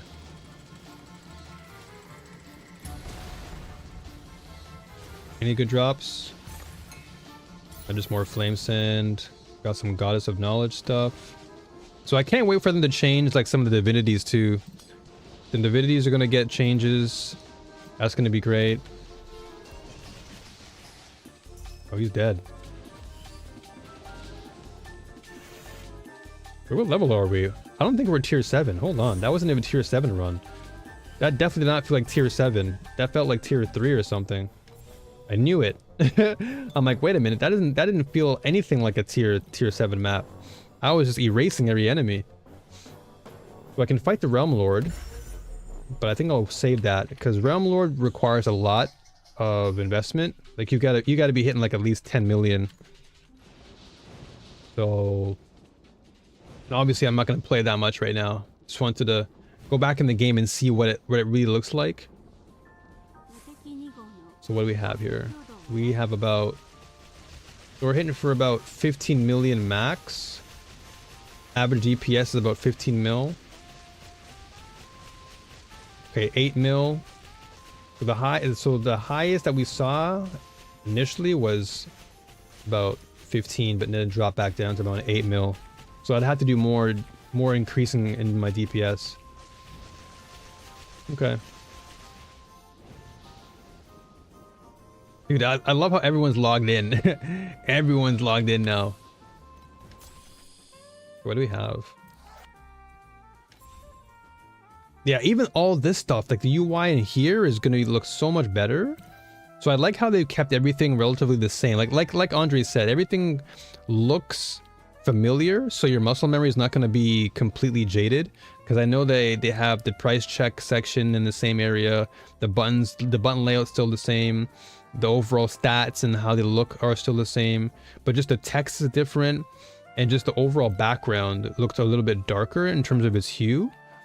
Everything just looks cleaner. And then when you go to the actual trade house, I think the trade house looked different. Yeah, all of this looks so different. The trade house, yeah, the texting. So this is like more, I don't want to say cartoony, but like it just looks too bold. But they've now made it so that it looks a little bit less like Cake said, a little less mobile. And then Sun's Embrace, a lot of these good, ridiculous items are getting buffed. Man, I can't wait. I really can't wait. So all this is going to get changed to a much more, you know, readable text. Everything at the top here. It's gonna look great. It's gonna look great. I cannot wait for that. It's gonna be so exciting. How much do I have? How much did I actually spend this season? Oh, I had a lot. I actually had over what, 200 or just about 200 in terms of my my FE. So next season I'm gonna be hoarding my FE like crazy, and then I'm gonna be playing a lot more Mist Die too. Mist Die is a really great, really great end game mechanic that I've always loved to play. And I really can't wait to see more of what we can do. So this is it right here. So Mistville is like it's like a mini game where think of it as like a Minesweeper type of game where you're having to choose different points on the board, and different points will give you, or different blocks will basically unlock different things, whether it's a buff, debuff, an enemy, and you just continue to progress in the village and you get constant buffs, like more drops, all that stuff. But I need 180. So the price increases as you progress through the village. So I'm at 116 right now. But next season, I'll definitely showcase Whispering Mist a lot more. It's really fun. It's one of my favorite mechanics in the game. It's very unique. You don't typically find mechanics like that. It's really nice to try out. So let's actually see if they dropped any... Did they drop any patch notes? They drop any patch notes? Let's see something. Oh, they did. Here we go. Patch notes. Here we go. All right, so patch notes. This is what we're here for. So let's leave Torchlight for now. We can come back later on. All right, this is what I came here for. So here we go. Vorax season patch notes. Greetings, Torchlight Hunters. We're thrilled to announce the launch of our new season. Okay, hold on. Let me actually get a better... Let's see if I can get some more chill background music. Okay,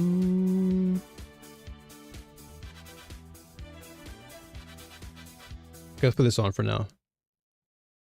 We'll just let it shuffle for the time being. All right, Perfect. All right, let's see here. We have the Vorax season patch notes, and these are all looking really, really good here. So we have new gameplay and content.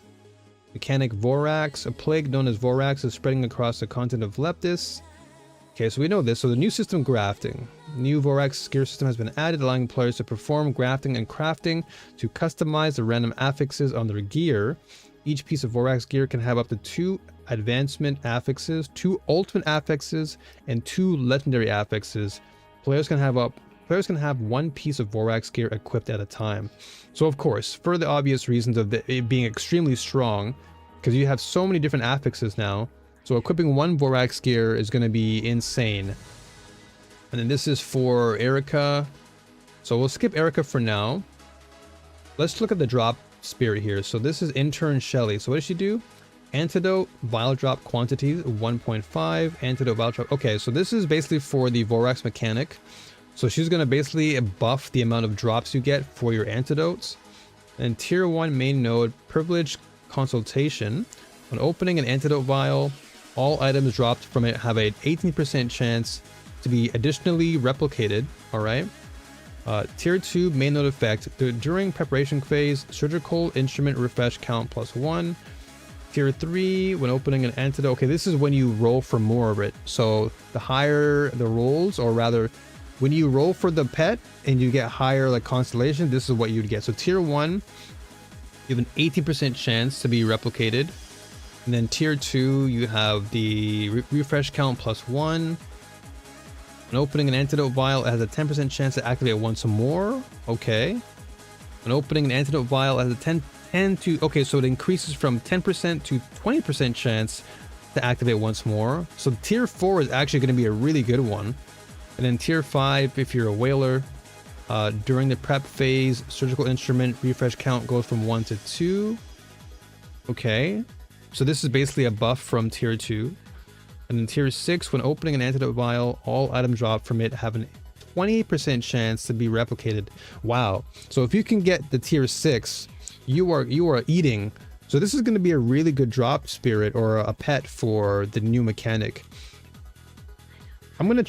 Before I commit to rolling for the pack spirit, I'm actually going to try the mechanic out myself and see if I like it. Because one of the great things about TLI is that every mechanic, it comes with a pet, but if you don't like the actual mechanic, you don't have to commit to rolling for the pet, which is good, because I think the misinformation out there is that you need to have a pet and you don't. That is like an absolute misinformation. It's nonsense. You can go without having to buy any pets, but if you do like the mechanic and you want to get more value out of it, then yes, you can commit to, paying your way to get more value. Otherwise, you don't have to. So let's see, gear wise, so we have a lot of new legendary gear. We have Silent Avowal, which is what they mentioned. So this is blockchain. So Malign Embrace is an int helmet. This gives me more ES, which is good. So this is Tangle. This is going to be interesting because I actually want to try Tangle out with Selena and see how that works out. For each active Tangle, gain an additional 15 to 20% damage on crit strike, then unlucky crit strike. Okay, so Malign Embrace for sure I'm looking forward to here. That's going to be one I'm going to be trying to farm for, to test out. Old Grudge is a necklace. We get max life, max mana, and energy shield, +1 Tangle. So rocking both of these could be interesting. You're going to have, what? 1 int, 1 necklace that gives you max ES, additional... So you're going to have 3 Tangle quantity limits, which is pretty nice. And then you have the duration of time, and then you get more crit strike rating. So wearing these two will actually be good. And if you do the Vorax stuff, if you utilize the Vorax stuff, you can really graft items.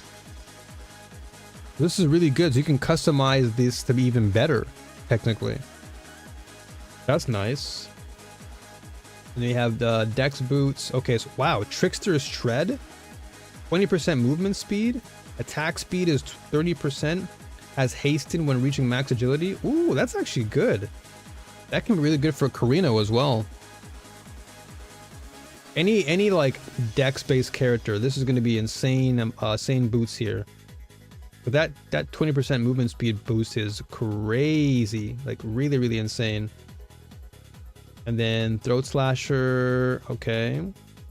So this adds physical damage to the gear, more, so additive 25%.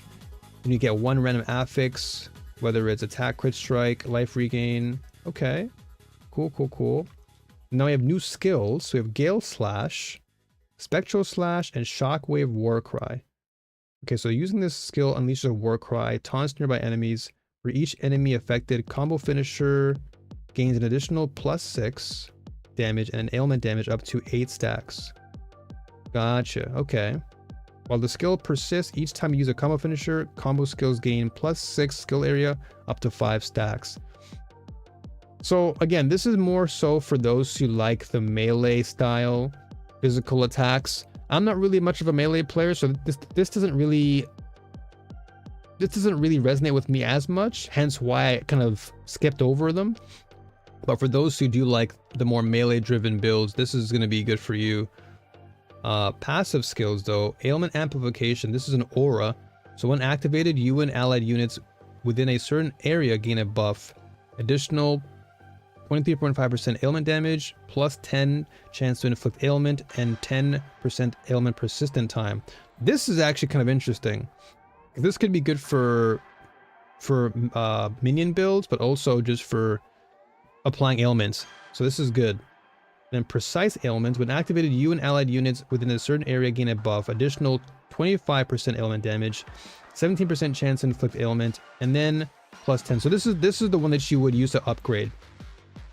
So this is the one you get normally, and then when you go to upgrade it, this is the precise buff. This is pretty good. I'm gonna try this one out too. This is a really, really good one for passives. And then support skills, we have Spell Tangle. This again, I want to look forward to Tangle. Tangle got my attention the most, just because you can basically just put it down on an enemy and it just consistently applies damage. That's like automated, so that's good. I always like automated damage, so this is going to be nice. The supported skill is converted into a Tangle skill. The supported skill gains an additional 25% damage. So I wonder if I can do that on top of something like Chain Lightning or Thundercloud, where I can just have that skill Tangle and apply more damage. I'm curious. I want to see what that does. I'm going to see if it actually works. In Manifold Entanglement, we have support spell. When using the supported skill, creates tangles equal to the tangle quantity upper limit. The supported skill gains an additional 20% damage. So going back up to the jewelry or the legendary gear, so we had Malign Embrace, which gives you +2, and then you have Old Grudge, which gives you +1. So this gives you +3 for both items being worn, which means that something like the Manifold Entanglement, this is going to create tangles equal to the tangle quantity. So this will give you +3. So I imagine this is going to give you a lot of tangles then. That's pretty good. Okay, and then activation medium tangle. Okay, so the supported skill is converted into a tangle skill. If the tangle quantity reached within 20 meters is below the upper limit, automatically creates tangles. Okay, cool. Okay. The supported skill gains additional 25%, tier 0. Okay, so these three all together are going to be really, really impactful.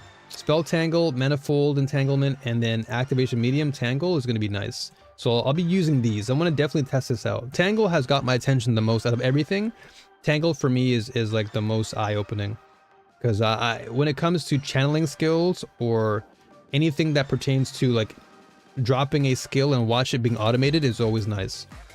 And then Gale Slash, this is more so for what we saw earlier. This is just for melee stuff, so we'll skip over that. I actually want to look at... Okay, these are all gear adjustments. Okay, so these are all things changed. Okay, remove legendary gear, Mourner's Shadow, Furious Man's Loud Song, and Trauma's Embrace. So they remove that. Interesting. Okay.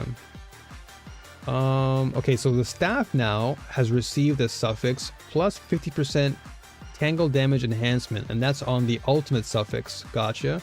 And long staff gives you 100% tangle damage enhancement. Okay. So you're better off going for the long staff into the end game. And then early to mid, you want to use staff to get that additional 50. What about... Okay, I wanted to see guns. Did anything change to guns here? Helmet, ring, staff, ring, remove ring and gloves. Nothing for guns here. Two-handed sword. So cannon. Okay, adds 160 to 182 base wilt damage. Got you. Okay. That's just gear adjustments. But did they actually buff anything? So this is gear adjustments for legendary items. Thunder Jawbone. Okay, this is numbed chance. Okay. Thunder Manipulator inflicts. Okay, so this is the before and after. So now they've changed it from numbed chance to just plus 50 numb duration. Okay, so they've made it less wordy. Gotcha. And then Thunder Manipulator, you've got... So inflicts 1 additional stack of numbed per 30. And now they've changed it now to inflicts 2 to 4 additional stacks of numbed. Gotcha. Okay. Gotcha. Okay. Frozen Sight. So all the freeze gear is going to be really, really good. The economy is going to be really high for that because we've seen now that freeze is going to be getting a huge buff to its utility. So freeze the next season is going to be really nice. I'm almost tempted to want to try freeze build instead of going pure lightning again, but we'll see. Glacial Abyss Arrow. Hold on. 50% chance for glacial strikes or frostbite targets. Now it says frostbite rating upper limit. Winter frostbitten. Okay. So a freeze build with Carino could be interesting. Which I'm curious to see if they're going to buff Carino. We're going to go down even further, but for now, let's see. Frozen Will, Burning Ice, Everburn, Thunderfire. Okay, so this has definitely been increased to a Frostbite upper limit to 10 to 15. Hitting a frozen enemy triggers Shattering. Okay. We'll keep going down here. We'll scroll down past all this stuff. I kind of want to go right to the characters. I'm not going to lie. Talent changes. There's so much. Core talents, open wounds, vile, dirty tricks, starfire. Okay, some of these I recognize, others not so much. Skills. Okay, so they removed reaping agony. Wow. Okay, that's a pretty big one. Okay, Shadow Strike, shared cooldown. Okay, wait, what? Mechanic reworked. Now, when casting a skill, any skills that share its cooldown, such as multiple movement skills, will also simultaneously consume 1 charge or enter cooldown as if they had been reset, as if they have been cast normally. That's a pretty interesting change. I'll have to see how that works in action, but that definitely sounds like a massive buff to just overall utility and movement. Okay, so skill adjustments. Okay, Warcry, Crescent Slash. Okay, these are just buffs. Okay, so let's see here. So did they actually buff? Yeah, they did. They buffed Crescent Slash. Wow. So level 1 base from 195 to 286. Level 20's base went from 343 to 502. Wow. Okay, so they're buffing Crescent Slash, which I'm assuming is to incentivize players to buy Erika 3 because Crescent Slash with Erika 3 is going to be really good. However, I also think that Crescent Slash on Rayhan 2 is going to be nice. So if you're a Rayhan enjoyer, this is also going to be really fantastic for Rayhan because these numbers are looking kind of juicy. Serpent Beam, they've nerfed. Yeah, obviously they nerfed Serpent Beam. This was an obvious change here. Serpent Beam last season did pretty well. So we have 6 to 9. Nice. Okay, then we have level 20 being nerfed down. So yeah, overall, nerf to Serpent Beam. This skill now has the strength tag. Interesting. Okay. But yeah, overall, respectable change here. Mind control. Okay, so they definitely nerfed mind control. This was something that people were really looking to see. And it says the radius has been reduced from 9 to 6 meters, which is a pretty substantial change. And then it's no longer affected by skill area bonuses. Okay, so Mind Control did get a respectable nerf, although I don't really use Thea 3 as much to really know what the gravity of the changes are, but it definitely seems like the radius being nerfed is a sizable one. Path of Flames, Thunderbolt Overload, max split count reduced from 5 to 3. Okay. When split count exceeds max limit, each excess split grants an extra. Okay, so they buffed the damage, but they've reduced the split count. Okay, not too bad. All right, that's fine. I respect that. So less split, but more damage. Cool, I'll take it. Ice Shot. Okay, this can be good for Carino. So they buffed it for. Okay, so they gave it 7% more. Level 20. Okay, so overall buffed for Ice Shot. No longer grants plus 100% frostbite chance. Now inflicts frostbite on a hit, which now basically allows you to freeze faster, which is good. So freeze build is going to be really potent. Chain Lightning, they buffed it. No, they nerfed it. So they nerfed it from 1 to 23 to 1 to 19, and then level 20, 95. Or level 20, 95 to 1811. Now reduced to 73 to. Wow, that's a really huge nerf. Wow, that's a pretty huge nerf to the numbers for Chain Lightning. Okay. What else are notable ones that I am seeing here? Brisk Wind now has a buff, so it went from 2250 to 2700 evasion. On evade, gain buff. Okay, so now, okay, so they changed it. Okay, see, so it went from this to this. 8%.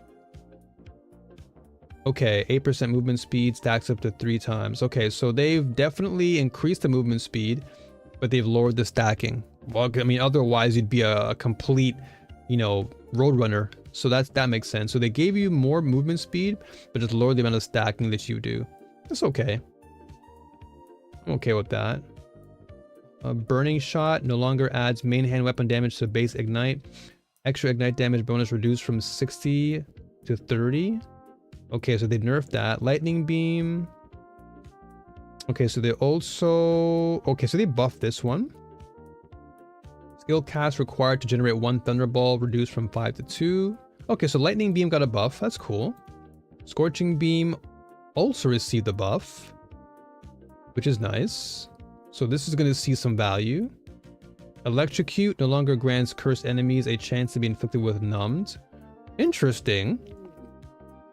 Okay, that's an interesting change.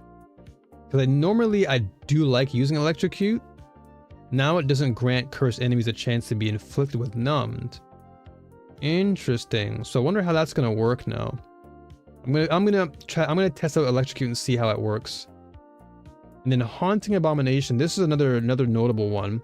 So for each Terra charge consumed, the skill gains extra. Okay, so they nerfed it now. So they nerfed Abomination from 30 to 26, and they nerfed the base damage from 430 to 405. So this is a nerf, and then this is a good one because it's been this move has been used far too frequently. So essentially, Thea 3 got a bit of a nerf, which is good. Let's see here. Summon Frost Magus. Okay, this is for Iris. So they nerfed Erosion Magus.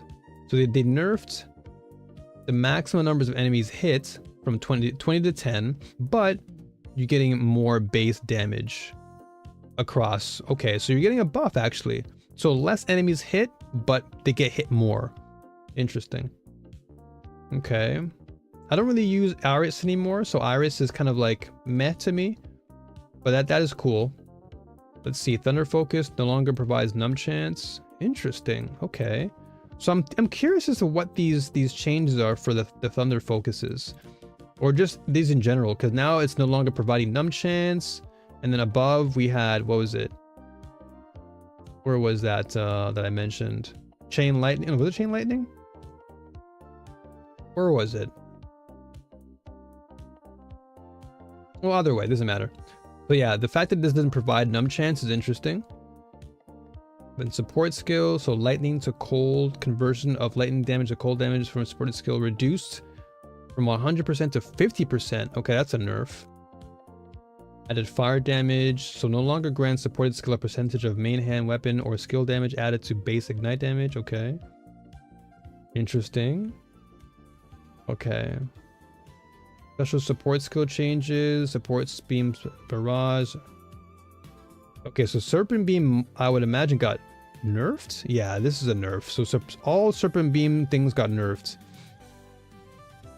All of them. Yeah. Okay, makes sense. Then Ring of Blades got buffed. Bonus damage for supported skill just from 2832 to 3236. Okay. Interesting. I mean, we did see it in the stream, the live stream, so they're probably incentivizing this to be used more. Okay.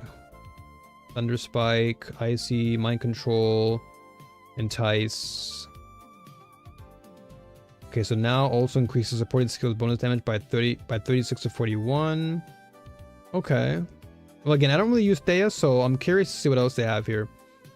Berserker. Okay, so they've actually buffed Berserker. So Rayhan got a bit of a buff here. While in Berserk state, additional plus 30 skill got buffed to 45% skill area. And then additional... Okay, so Split Form got nerfed. So additional wow, they nerfed by 15%. But the Silhouette, your actual... what is it? Your summon has more skill area. That's good. And then Yoga... Yoga, what did he get? So Yoga got a buff. Yeah, so Yoga got a buff across the board numbers wise, which makes sense because they're going to probably try and really max the value for his gender bender cosmetic. So Make It Quick got buffed in terms of damage numbers. Endless Mana got nerfed by 10%. And then we have Space Time Yoga. This got... Okay, so this was now... Okay, so this is now 30%. So that nerfed by 10%. But you get 30% more skill area. Okay. Then they removed an ability for every one damage over time. Okay, so they added when dealing damage over time, gain 1 stack of torment. Okay, that they showed this off in the stream. So I'm curious to see how that's gonna work. And then Cat Eye. Okay, so they actually, what do they do? For 1% chance for feline figures numb duration to be doubled. Okay, so feline figures numb duration is doubled because I guess they gave her a buff here. Slight buff to Cat Eye Erika. Then Rosa. Okay, so this is the Rosa I was curious about using. So let's see what they've actually changed with her.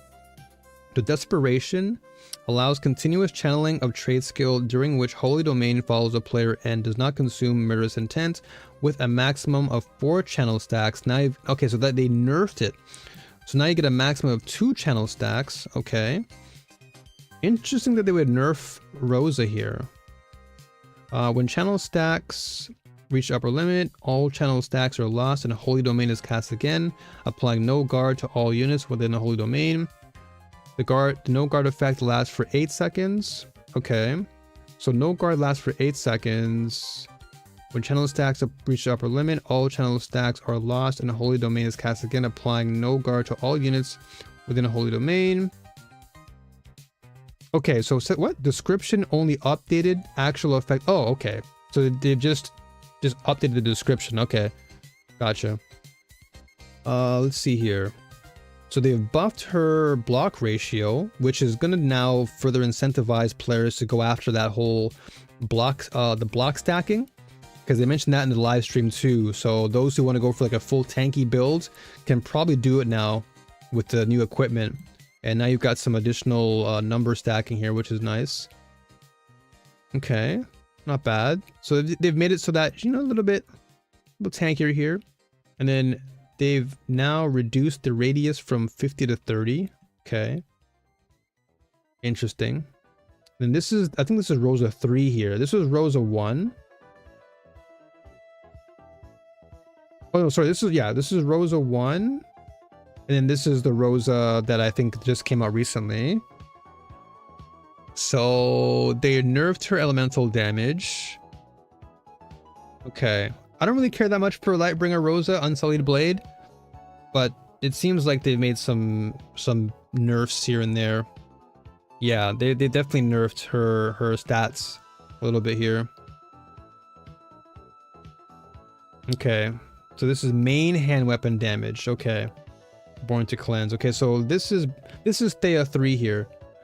So this is what people wanted to see. So let's see. When enemies within 6 meters of this desecration target are defeated. Oh wow, they significantly nerfed her numbers. So this is what it used to be. 30, 40, 40, 50, 50. Now it's 10, 20, 20, 30, 30. That's a huge nerf. That's a huge nerf to Unholy Baptism. And then Tarnished Sage. When dealing damage, desecration, attack, movement, and cast speed. Okay, so they buffed Tarnished Sage, but they nerfed Unholy Baptism, which, I mean, this was probably the most commonly used for Thea 3, so that makes sense. And then Bing is getting a nerf. Okay. Oh yeah, I'm guessing this is the new Bing. This is the Bing 2, so he's got a little bit of a nerf here. Yeah, so overall nerf to Bing, which makes sense. They gotta tone him down now because he got his time in the sun, right? He got a spotlight last season, so they toned him down. So they nerfed Thea 3, they nerfed Bing, and then Iris. For every 2%, now it's 1% fire, cold, lightning resistance. But they buffed the numbers, they buffed the values. Okay, so that means Iris. I think this is Iris 1, I believe. This is a buff to Iris 1. Then full bloom effect, 100% goes to 50. So they nerfed the numbers here. But overall, I think this is not bad for Iris. But nothing changed though for Carino. Interesting. No changes there. Okay, so skill distribution. So now Thunder Spike and Icy Blade adjusted to unlock level 14. Okay. And then Erika. This is, I think, E1. Erika 1. Level 14. Okay. Okay, so now Frostfire Gemma. This is going to be a huge because now they've adjusted all the freeze abilities in the game. So this is going to likely create a lot of opportunity. Let's see what they have. So when dealing cold damage, release Cold Pulse with a 4-second cooldown. When Cold Pulse hits, plus 20% additional cold damage for 6 seconds. When Cold Pulse hits, inflict Frostbite. Gotcha. So when this was before Deep Freeze, name change. Okay, so when Cold Pulse hits an enemy for the first time, additionally apply 100 Frostbite rating. Now Frostbite rating can exceed the max upper limit up to max 200 points. That's huge. So Frostbite Gemma is I would say that out of all the characters, I feel like Frostfire Gemma, or at least Gemma, I think it's Gemma 2. Anyway, Frostbitten Heart is going to see a lot of value. I think we're going to see a lot more Frostfire Gemmas in the new season. Like we're going to see a lot of freeze coming out of this season. Then Destiny, okay. Gotcha. So these are just all for the Destiny stats, for your Kismets. New Destiny's Bitter Bond. Okay, if there are 2 of this Kismet on the Pact page, activate the following effects for each inactive Tangle. Ooh. Plus 3 max elemental resistance for each active Tangle, plus 25% spell aggression. Okay, and then Resentful Maiden. If there are 2 of this Kismet on the Pact page, activate following effects. Plus 1 to max Tangle count. And oh, this is a good one. This one I actually want to get. But this Destiny, this Kismet, Resentful Maiden, I actually want to get this because of the Tangle duration. And then the actual max Tangle count. So that would give me, if we go back all the way up to the necklace and the int helmet, that's like 3 Tangle quantity plus this. That gives it what, 4? That's pretty good. So this is going to be a nice Destiny to get. And then blending. Okay, ethereal prism updates. Okay, we've gone through that. Reworked. Okay, anything that's significant? Because these are a lot of changes to the prisms. Inverse images, bug fixes, Okay, gameplay and drop optimizations. Okay, so we have, so they went over this, of course, in the stream. Drop adjustments, hero memories, confusion cards. Okay, so the confusion card Cruel War has been adjusted to only appear after time mark 8. Gotcha, okay. What else do we have? Hero memories. We want the ultimate memory to better reflect the ultimate status, so we have significantly increased its value. At the same time, we have adjusted the drop rate for ultimate memory, making its drops even rarer. Ultimate hero memories will now always contain at least one tier 1 affix when dropped. Oh, that's good. Recycling ultimate hero memories now grants 20. Oh yeah, so they showed that. This is good. This is a huge change right here, because they'd only give you 2 before. Now you get 20. That's massive. That's massive. On the Netherrealm, we saw that as far as the gameplay for endgame. So this reduced the difficulty of certain Netherrealm resonance affixes. Overrealm gameplay has officially been added to the core, which is great. Along with the new Netherrealm talents, confusion cards, and compasses. Fantastic. Added a deep space resonance mechanic. Before entering a deep space stage, players can actively switch to Netherrealm resonance to deep space resonance. Deep Space Resonance offers extremely hardcore challenges, upgrading the map's affixes directly into a 9 high difficulty red affixes. Of course, as a reward, you will also gain an additional drop quantity bonus. At the same time, we've adjusted the general Netherrealm talent constellation talents related to Netherrealm Resonance to provide methods for targeted production of Deep Space Resonance. Okay, a lot of words there, but essentially, simply put, we're just making the game harder for those who want the extra additional challenge. If you want to, it's not mandatory, but you can do it. So they've added the mechanic, thus allowing players who would like to take on a harder challenge, you can do so.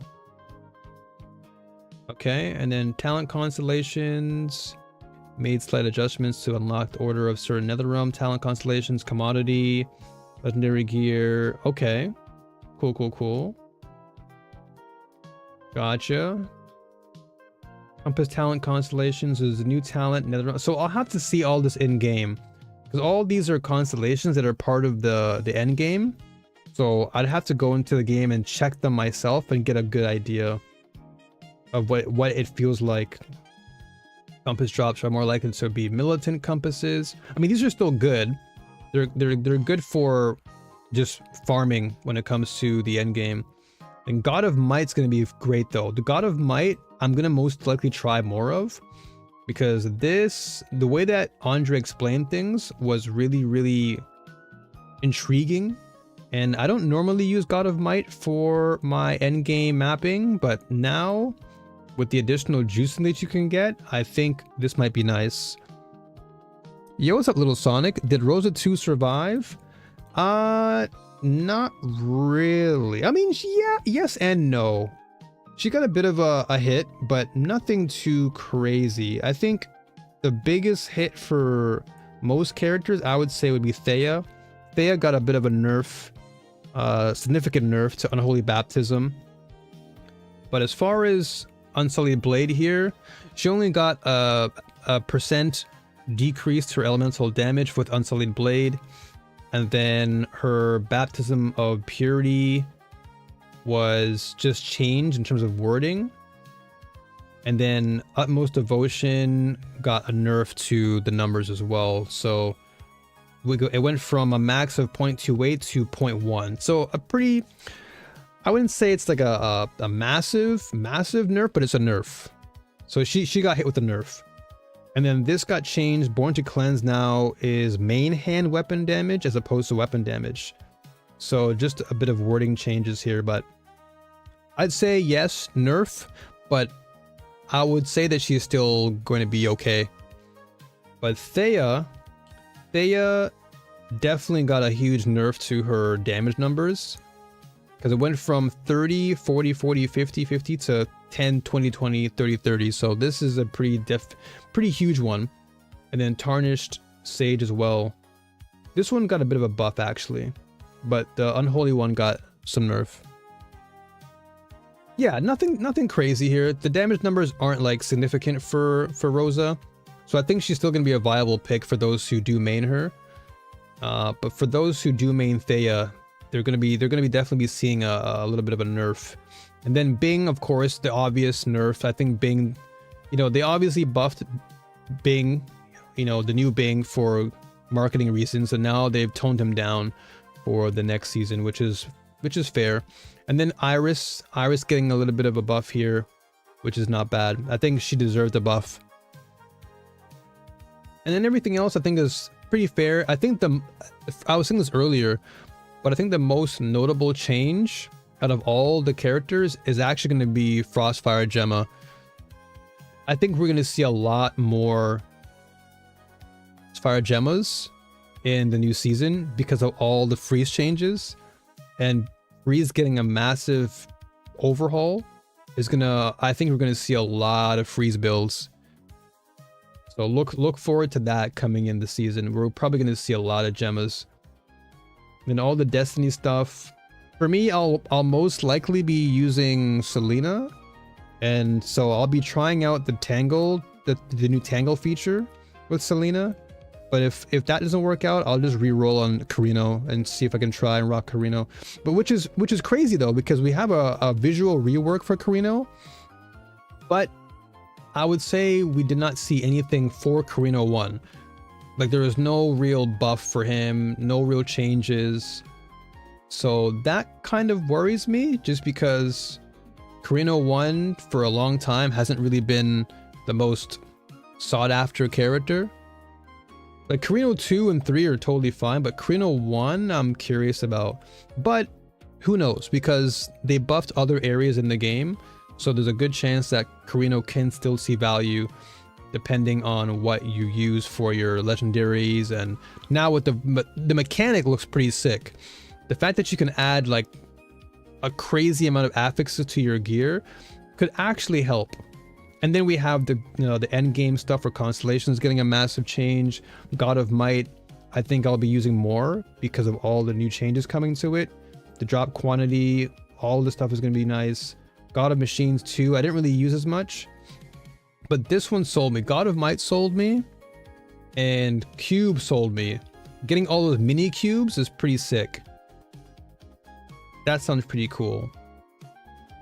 I'm going to play late game with Rosa 2, but I don't have any starter builds because they nerfed now Thea 3. Yeah, they definitely nerfed Thea MC for sure, which I think is respectable. MC Thea has been just throughout most of the season very, very like commonly used, so I think it's good that they've toned her down. But as far as starter builds for Rosa 2, at least with the changes now, I think there's going to be a lot more things you can do with Rosa 2 moving into this new season, especially now with all the changes to things like your ethereal prisms. We're going to get the Tangle feature, which I think is going to be interesting. Of course, all the damage type ailment changes.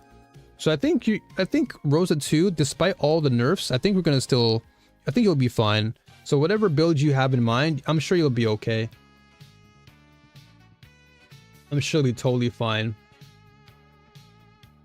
So they've changed Outlaw, at least the constellations. In NetherRealm stages, all security have additional. Okay, so 40 to 70% drop quantity. The NetherRealm stages bounty quests have a 100% to 60% chance to additionally spawn one reward. Okay. The size of this update is impressive. I left to make myself some food and you're still talking about the patch notes. Yeah, it's actually crazy. We're near the end, but it's still going. Like there's so much. Now they have like other adjustments and optimizations. Like now we're at the bottom, but it's a pretty sizable patch note, which is good. That's a good sign because they've tried their best to make this one of their biggest seasons yet, and I concur on that.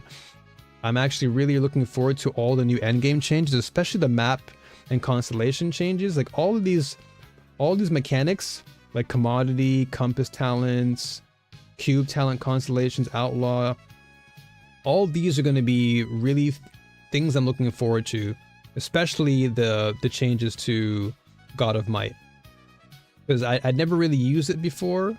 but now I'm going to be more incentivized to use it because of what they offer. Because I've always been a fan of Mistville. I've been a fan of Overrealm. Dream has always been good for me. Dream has been very nice. And also Tarot. Tarot is also getting a bit of a change, although I don't see it here. Tarot, they did mention a bit of a change coming to Tarot, so that's going to be fun. I've always loved Tarot anyway. Okay, so here we go. So God of Might, increase the drop rate of Embers from God of Might. Completing the trial, God of Might now has a chance to drop Flourishing Might Compass. And this is at time mark 8, and Onslaught Might Compass. Unlocks in the Abyss. And then Goddess of Hunting. Okay. Cube gameplay, optimized front end performance. Okay, Eterna, the unusual candelabrum will no longer drop Proof of the Brave. I never really played much of Eterna, so can't say much about that. Doll gameplay, lower the initial rating up for Rainbow member services, Leap to Doll Land and Scarlet Mary. Okay. So Sandlord they changed. This is good. Sandlord was one of the ones I was really hoping they would alter and improve on, and now they have done that. So reduce the frequency of combat events during raids and increase the rewards. This is the biggest one, and they've already addressed that in the live stream, which is fantastic. Which means I'll probably run more Sandlord. I'll test it out. We'll see. I'll do more testing in the live patch. But yeah, I stopped using Sandlord toward the end of the season because it just did not feel very impressive at all. The rewards I got were so lacking. It was terrible. And then Raid Paraglider cooldown restoration time reduced from 960 to 320, which is good. This is good because the raids took too long, and for the length of time it took for you to do all that, you got nothing for it. So again, really good change here, and you get more probe drops, which is nice. And then Outlaw gameplay, we want the core drop appeal of the gameplay to be its unique drops, so we have increased the drop quantity of tower mods in bounty gameplay while reducing the drop quantity of other items. Okay, I may go back and try Outlaw again. I can't say I was like the most ecstatic for Outlaw. Like, it was fun, and it was definitely one of the more notable mechanics for endgame to get all your, you know, FE and stuff, but we'll see how that works. I'm more hyped for Overrealm because now it's going to have its own constellations that you can really work towards.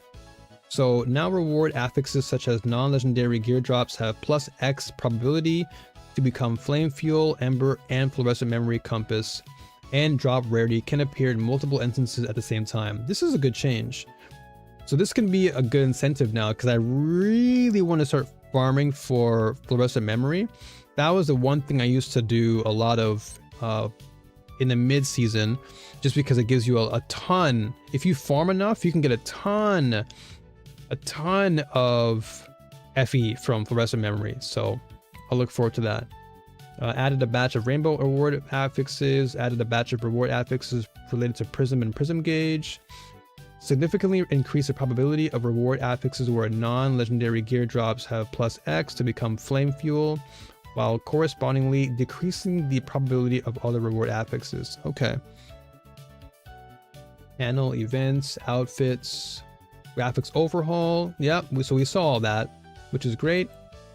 And then Shadow. Okay, this is the end game. This is Supreme Showdown. Floor 1 to 19 now rotate in order, with floor 21 replaced by Withered. Gotcha. And then this was the new boss, Omniscient Prophet. We saw that on stream.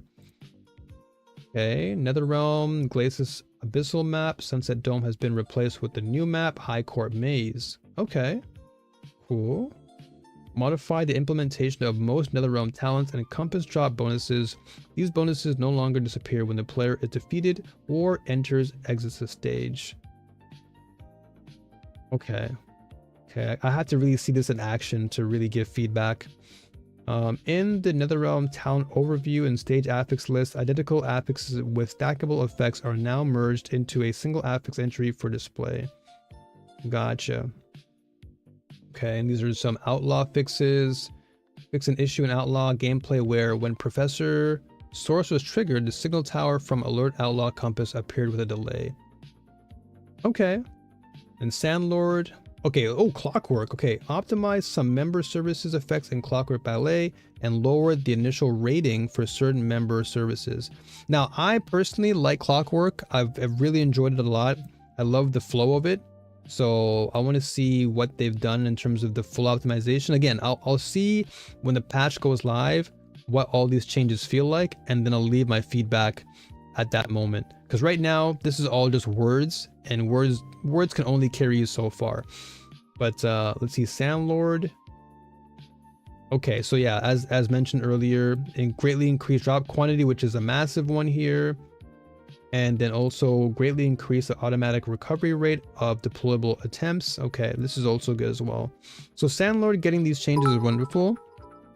Hey, thank you, Troll, for the 100 biddies, brother. Appreciate you. Thank you very much, man. Much love to you always. So overall, I'd say the changes are very, very positive. I'm definitely impressed by the graphics overhaul. I think the UI for me personally was the selling point. Like going into NetherRealm now and seeing this layout looks so much better. And then they also mentioned talking about global lighting. Andre mentioned if you're on PC, turning this on would therefore add a lot more visual fidelity to the experience. So I'm looking forward to that change. And what else have they added here? Oh yeah, they added the overall dialogue. So they've added some dialogue to characters as they speak. So Erika 3, some new voice lines are coming into the game. Then of course, login events. This is going to be great for New Year stuff. And what else do we have here? Yeah, so all this. So basically, and this is why I've always told people who want to play Torchlight, play the trade. Trade is the way to go in this game. You're going to get so much more value because the game rewards those who play trade. You're not going to get any value in SSF in this game. Unfortunately, SSF in Torchlight isn't as prominent as, like, let's say, Path of Exile or even Last Epoch. Torchlight really, really encourages players to play the trade house, because what happens is, and I'll show an example, I'll log in. So like when you play the trade, or you play the season, what you have access to is all these upgrades that you don't get when you play SSF. Like you're locked out completely. And this is what I had to learn. I learned the hard way when I first started playing. But basically when you log in, what happens is, when you play SSF, you are locked out of, where is it? When you play SSF, you are locked out. Of course, you're locked out of the trade house. That's the one important thing. And this is really where you get a lot of value. Like, I always recommend to new players, if you want to play this game, keep the trade house open, but still play as if you're playing SSF. But just have this available so that way you can, like, literally have access to the economy, because this economy is incredible. It's so good to have the trade house active. It's really, really important. It plays so much into building your overall, like, when it comes to min-maxing, it's really encouraged. Now, as far as this path of progression, you will not get this in SSF. This whole feature is completely gone, and I had to learn this again the hard way. But what this is essentially additional achievements. So as you play through the game and you go through your phases, you can basically get free primo crystals, you can get revival tokens, elixirs.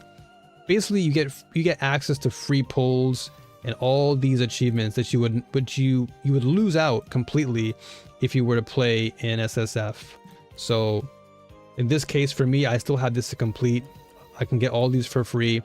So I always encourage players, look at this. There's still so many phases. There's a ton of phases that I had to complete, but you lose all of these phases if you were to go SSF. And so I highly recommend, if you're looking to play SSF, if you're looking to play Torchlight, definitely play just the season regularly, and you'll have access to all of these off the jump. Because these are really important items. Like, you're not going to have access to energy cores, which is really important towards end game for crafting. You're gonna miss out on things like, yeah, look at all these cores. This is crafting material that is really, really, really important to get. And with SSF, they don't come as often. But with this, you can just get them for free as long as you play the game, and you get like free upgrades to your XP, more more energy cores, and then of course, you know, as you go on higher in the phases, and then each of these phases gives you free elementium, which again you don't get in SSF. Well, you get elementium, but you don't get it for free like this. So like, if the more you craft in the game, you get access to free FE, and this is the end game currency that you really need. And so getting this for free is incredible. And then you get, of course, more crafting materials. You get flame sand, all that good stuff. And hero memories, you get all this for crafting, more XP bonus. You get loot bonuses as well. You get fluorescent memories for free, which goes into your FE. So all this stuff is really, really, really impactful. Divinity slates, this is more endgame crafting material. Then your challenges, you get this, you get more fluorescent memory stuff, which I still have not done yet, but hopefully the next season I'll be farming more of this. But yeah, this is why I always suggest that if you're going to be playing TLI, this game really favors the trading and just running the season as like softcore. Like this game is all about the softcore, because you get so much more value out of playing softcore for trading. And again, for me, I still play this game like I play SSF. Like I'll still go through the maps and I'll do them as if I'm playing SSF. But I know in the back of my mind, if I gotta go to the house to trade, I have access to everything. And this trade house has a ton of stuff that you can really just use to min-max and make your build stronger. And then the economy is so good in this game. The economy is fantastic, where you can simply just sell a lot of your unused materials, gear, and you can get a crap ton of FE that you can use to really, really amplify your build. So definitely recommend softcore. I'll be doing that day one. And then they mentioned hardcore mode, or like hardcore SSF, whatever. That's just for like, that's like the super sweaty guys who want to go crazy for leaderboard stuff. But I'll be playing softcore because it's just straightforward. You know, you min-max your stats, and that's how you can really get your that's how you can get your build to like the millions, like trillions of damage. Because you can access the trade house and you can really get to min-maxing everything you need. And you can get to like 10 million, 30 million, 100 million, billion, trillion. It's crazy. So I'm looking forward to that. But until then, I think I'll take my leave for now, because I did say I need to get some rest, and it's like what, 5 in the morning? So I need to probably like get some rest and then wake up and then watch. I need to watch the live stream for Last Epoch.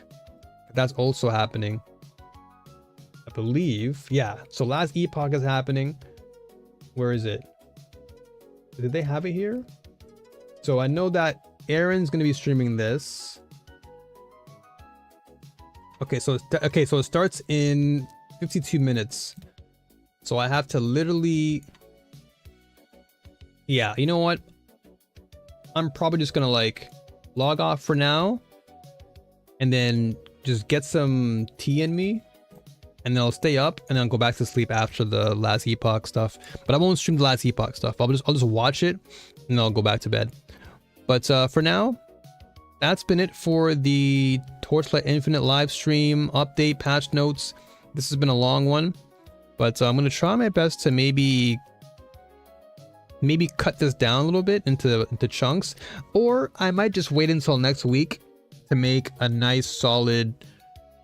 Like I think it's best if I instead of making a patch note video, I already have my reactions and responses in this stream, so I'll just leave this stream up, and then come next week when the stream or when the patch actually goes live, then I'll consider like breaking things down, because I want to actually get a full taste of the experience. I want to dive into the game and actually see what the changes feel like before making any sort of, you know, crazy content. So that being said, folks, thank you for being here. I'm going to, I guess, raid. I'm going to raid Action RPG since we're just talking about him. And I'll see you folks on the next one. I'm going to watch him talk about the update for Last Epoch. I'm really excited for that.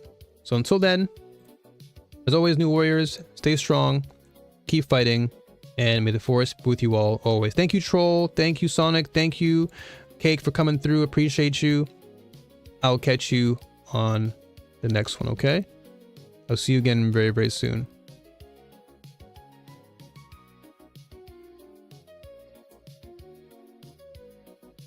All right, take care.